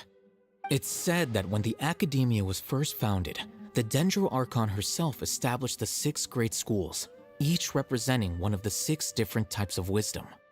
Numerous Darshans have sprung up and faded. Only the 6 Darshans attaching themselves to the 6 great schools have stood the test of time and obtained permanent seats in the academia. Now, the 6 Darshans are nearly synonymous with the 6 great schools, and the leaders selected for the schools are the 6 great sages. Among the 6 great sages, there is one central leader, the Grand Sage. Unfortunately, only the sages from Vahumana and Amorta remain now. They were imprisoned for opposing Azar and were only rescued after Azar's downfall. So who's managing things in the other 4 schools now? Do they need to find someone new? Yes. Normally, new sages are selected based on a strict set of criteria. Oh, didn't you just say something about becoming a sage? If they pick you, then we'd have a huge connection in Sumeru. Yes, about that. You didn't let me finish my sentence. The person in charge of personnel affairs nominated me to be the Grand Sage in place of Azar and help Lesser Lord Kusanali manage the academia. But I refused. Huh? But why? Can't you be a little more ambitious? I'm not even interested in being one of the 6 great sages. Like I said before, I don't like being a leader. Oh, all right. So are you busy these days trying to find others to take the job? That's not my job either. I'm only responsible for handling important affairs within the academia before the new sages take office. And the first thing I'll do is reject Kasharawar's application for funding. By the way, who was that other person just now? Is he your friend? Do we look like friends? Paimon doesn't know. That's why Paimon's asking. His name is Kaveh, my roommate. You could say he's the representative for Ksharawar scholars.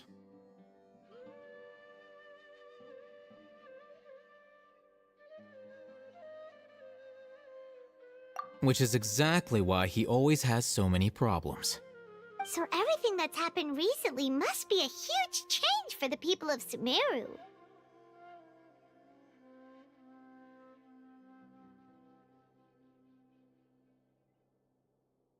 Such is the work of the Academia Scribe. Well, anyway, no matter how busy you are, since you are our planner, remember to attend the celebration feast in 2 days. All right, I'll see you there.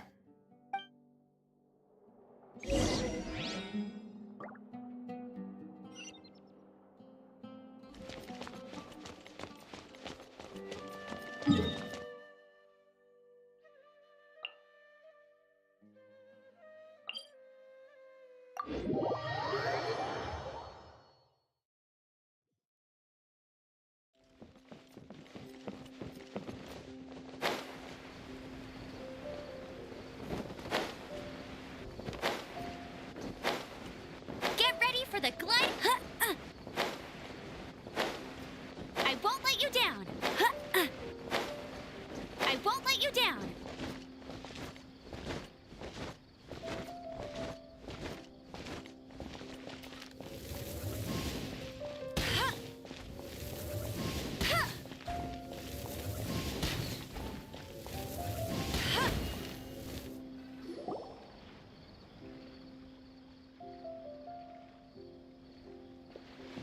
This is Port Ormos. Now where could Is that Paimon I hear? Huh? Oh, it's been a while. How are you doing? Dunyarzad! It's been so long since we've seen you! I'm doing well. I can go as far as saying I have never been happier in my entire life. I don't know if you've heard, but Elazar has completely disappeared, and all the patients have recovered. You kidding? Knowing them and the connections they've got, I'm sure they've heard about it.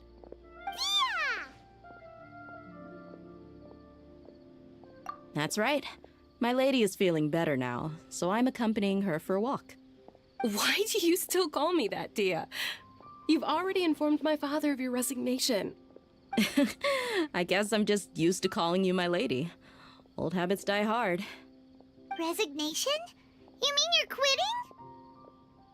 Yeah, I might start losing my edge if I keep being a bodyguard for the Homayanis. You know that my parents and I are fond of you, and that we appreciate you very much.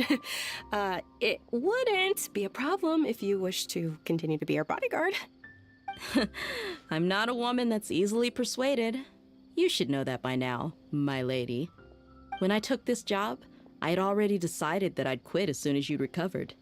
It's time for me to get back out there and chase that horizon.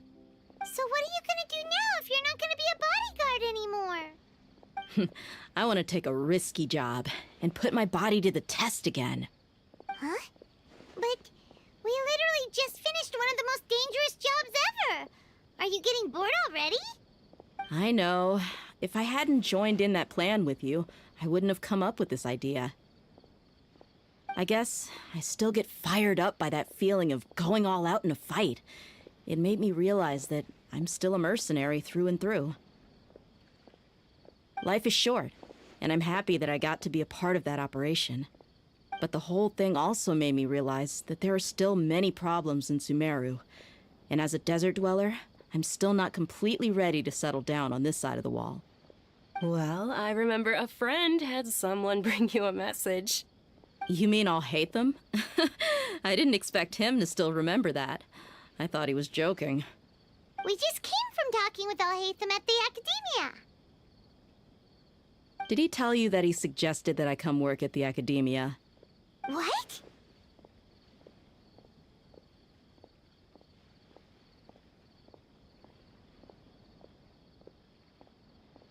I heard that Azar and his cronies fell from power, and Alhaitham told me that now was a good time to find a job in the Academia, but only if I wanted to. Whoa. Paimon can't see you being anything other than a mercenary.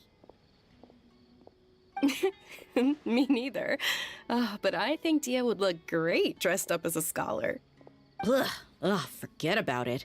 I wouldn't last 10 seconds in there. Alhaitham probably just liked the way I worked and knew I'm good in a fight, so he suggested I find some work in the Academia.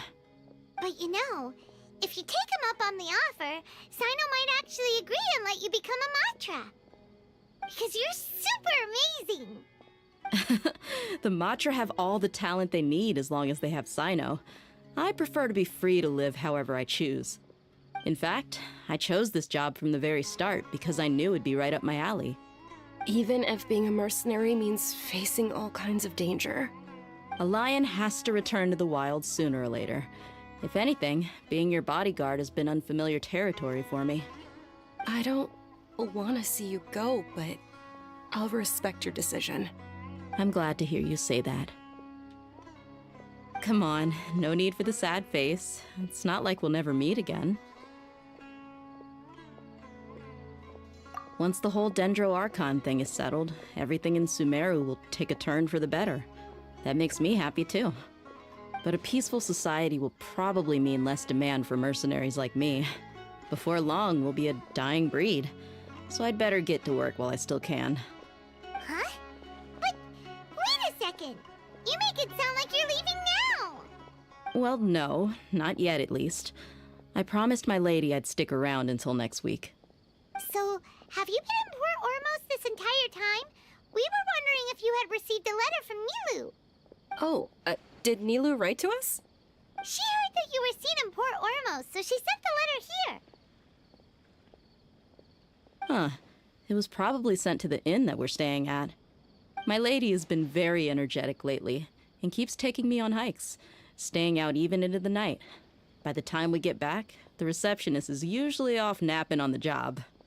Right, and we tend to leave quite early in the morning, so the old man on duty is also usually dozing off. So what it really sounds like is that the person on duty is always asleep. I bet the letter's at the reception desk. I'll go check later. No wonder there wasn't a reply. You never received the letter. Good thing Nilu asked us to come and check on that. Sorry to make you two come all the way out here. It must be something important for Nilu to specifically write to us like that. Yes, she said they were preparing a victory feast in the Grand Bazaar, and will also be celebrating Sino's reinstatement as General Mahamatra. She was hoping you could come. Great! I'll be sure to attend. Count me in too. But is there some sort of dress code or anything for the feast? Can I just show up looking like this? Since it's being organized by Nilu, I don't think she'll be too picky about that. If anything, I think she wants to see us as our most natural selves. All right, then this is how I'll show up. The feast will be held in 2 days, so don't forget. Sure. Thank you so much for letting us know. We'll see you there. Oh, by the way, do you happen to know where Sino and Raman are? The General Mahamatra always comes and goes without a trace. Normally no one knows his whereabouts. Oh. But last time we met, he mentioned that he had something to do in Aru village. You can try your luck there. As for Raman, your guess is as good as mine. I only remember he said that he had something to discuss with Sino. You can ask Sino when you meet him. Don't mention it. You'd better get going. On to our next stop.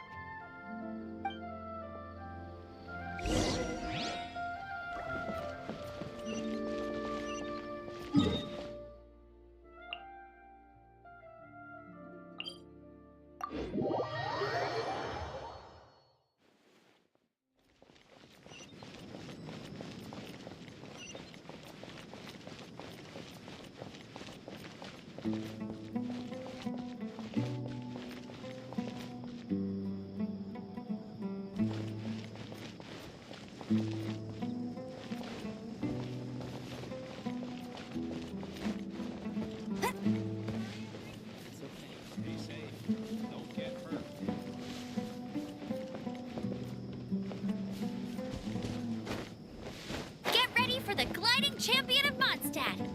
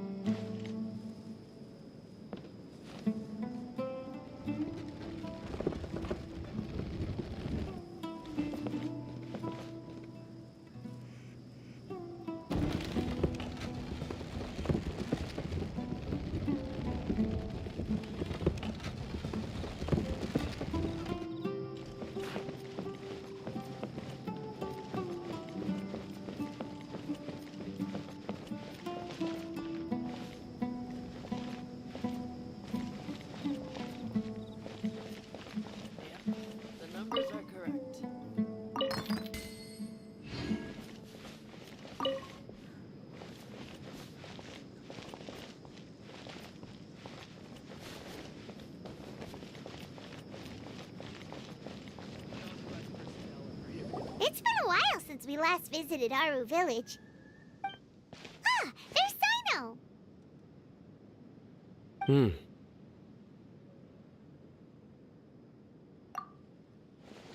What brings you here? We recovered well, and Tanari agreed to let let us leave, so now we're out and about again. It seems Gandharvaville's medical treatment is still as good as ever. And Tainari is recovering well, too. That's good to hear.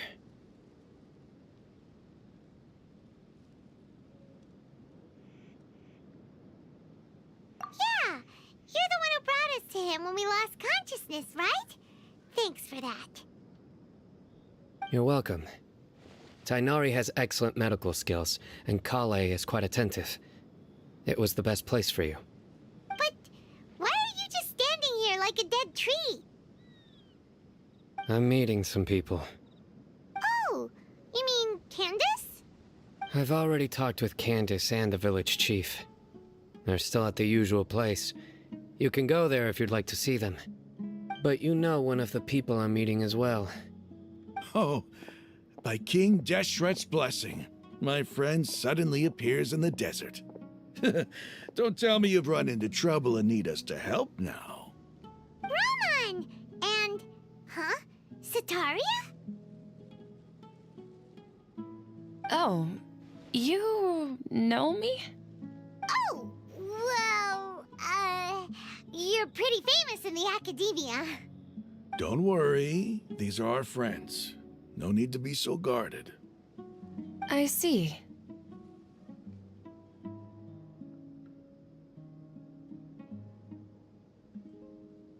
I'm doing well. Many good things have happened recently.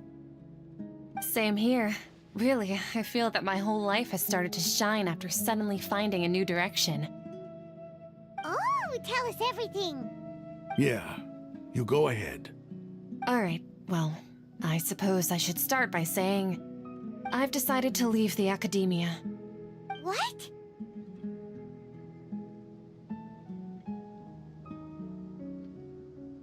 It's not that I've given up on being a scholar. Instead, you could say I've found a new identity. I will no longer pursue research like a typical scholar, but I have not completely given up on my relationship to knowledge either. I can see what you're saying now. What do you mean? I plan to leave the academia and return to teach here in the desert. Wow, so you want to become a teacher? Sataria will return to support education here and teach people from the desert. She can't teach everyone on her own, but there are many of us Eremites all over Sumeru. She came to discuss a collaboration with me and hoped that I could bring her ideas to the Eremites. Yes, it's my hope that the Eremites can help me select a group of smart people with the best aptitude for teaching. I'll teach them, and after they've finished learning from me, they can go educate more people. That is the true meaning of education and the spreading of knowledge. The people of King Deshret suffer from sandstorms, exile, and ignorance. Miss Sataria is more than welcome to come teach here. Her arrival is like a star shining in the desert night. The stars have always guided caravans, thieves, soldiers, and travelers who get lost in the night. They lead those in the dark out of trouble and back to safety. Oh, please. Where's all of this coming from? I'm starting to feel a little embarrassed. You deserve these compliments. Mercenaries are accustomed to danger and don't fear death, which is why we recognize extraordinary actions that common people would easily overlook. Sataria's idea will bring much good to many people. At first, I feared it was destined to fail. Everyone knows that the academia doesn't allow scholars to teach in the desert without permission. As you know, all knowledge is under their surveillance and control, and very few desert dwellers are as lucky as me.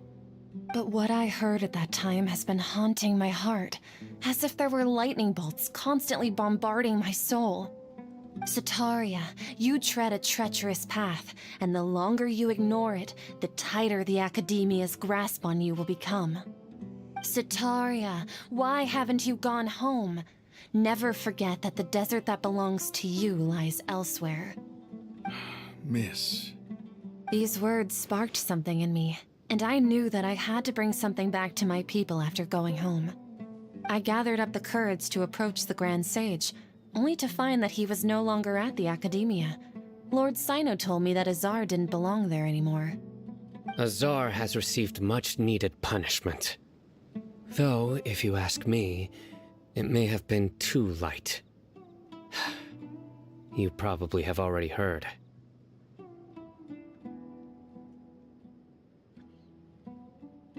Lord Sino helped me obtain permission to leave the Academia for the desert, and accompanied me here to discuss collaboration with members of the Eremites. My plan was able to go smoothly thanks to him and Rahman. You're all doing so much for the desert. Aside from that, I also have some other business to discuss with Sino. Lesser Lord Kusanali has allocated many resources to support and develop the desert. I've done some business for her, and part of it required the assistance of the Eremites. I applied for a few batches of educational materials from the Academia, and sent them to several groups in the desert, as instructed by Lesser Lord Kusanali. I believe the people will make good use of them. That's exactly what the people here need. Physical books and other related items. If it weren't for Sino and Lesser Lord Kusanali, I'm afraid we'd never be able to get our hands on them. Apart from this, the Academia is also recruiting scholars that are willing to teach in the desert. I'll let you and Satarian know as soon as I have any more news. We must be persistent about this, and maintain these resources to ensure long-term effectiveness. This is the first time in hundreds of years we've had a glimmer of hope. I think this may be the turning point for the desert. Remember these words. Here lies our faithful priest, Kasala. His wisdom is a miracle among the people, deserving of high praise and admiration. I hope people with wisdom like that priest will rise again among the desert dwellers. Then we'll once again see the wisdom and glory that once shook the world. Enough about us. Are you here to discuss some business too? No, not at all. We're actually here on behalf of Nilu. Nilu wanted to write to everyone, but she wasn't sure where the letters should be sent, so she asked us to come find everyone personally. A celebration feast will be held in 2 days at the Grand Bazaar. She hopes that all of you will be able to attend. At the feast, we'll also be celebrating Sino's reinstatement as General Mahamatra. Although, judging from your appearance, it seems you've already been reinstated. Paimon thought you would only start working for the Academia after the feast. Celebration? Feast? It's the first I've heard of it. Tighnari was right. He really didn't know. This feast is for you, Sino. Sounds to me like you'll have to be there. It's rare to see that kind of expression from Lord Sino. You must not like feasts very much. No, not really. But I'll go. Well, I still have a lot to handle here. Besides, I need to look after Miss Sataria in the desert, so I'll have to pass. I'm afraid I won't be able to join you. Although, if you'd be so kind, please give a message to Miss Nilu for me. The message is, I'm sorry for how I treated you before, but now I understand the beauty of your dance. It's like a light shining in the sky. You and the art you symbolize are not only beautiful, but also lively and powerful, so much so that it was prohibited. Please keep dancing, and someday I'll be able to appreciate your art in person. Okay, we've got all that down. Our job here is complete as well. Oh, Sino, remember, party's in 2 days. Make sure you're there. Got it.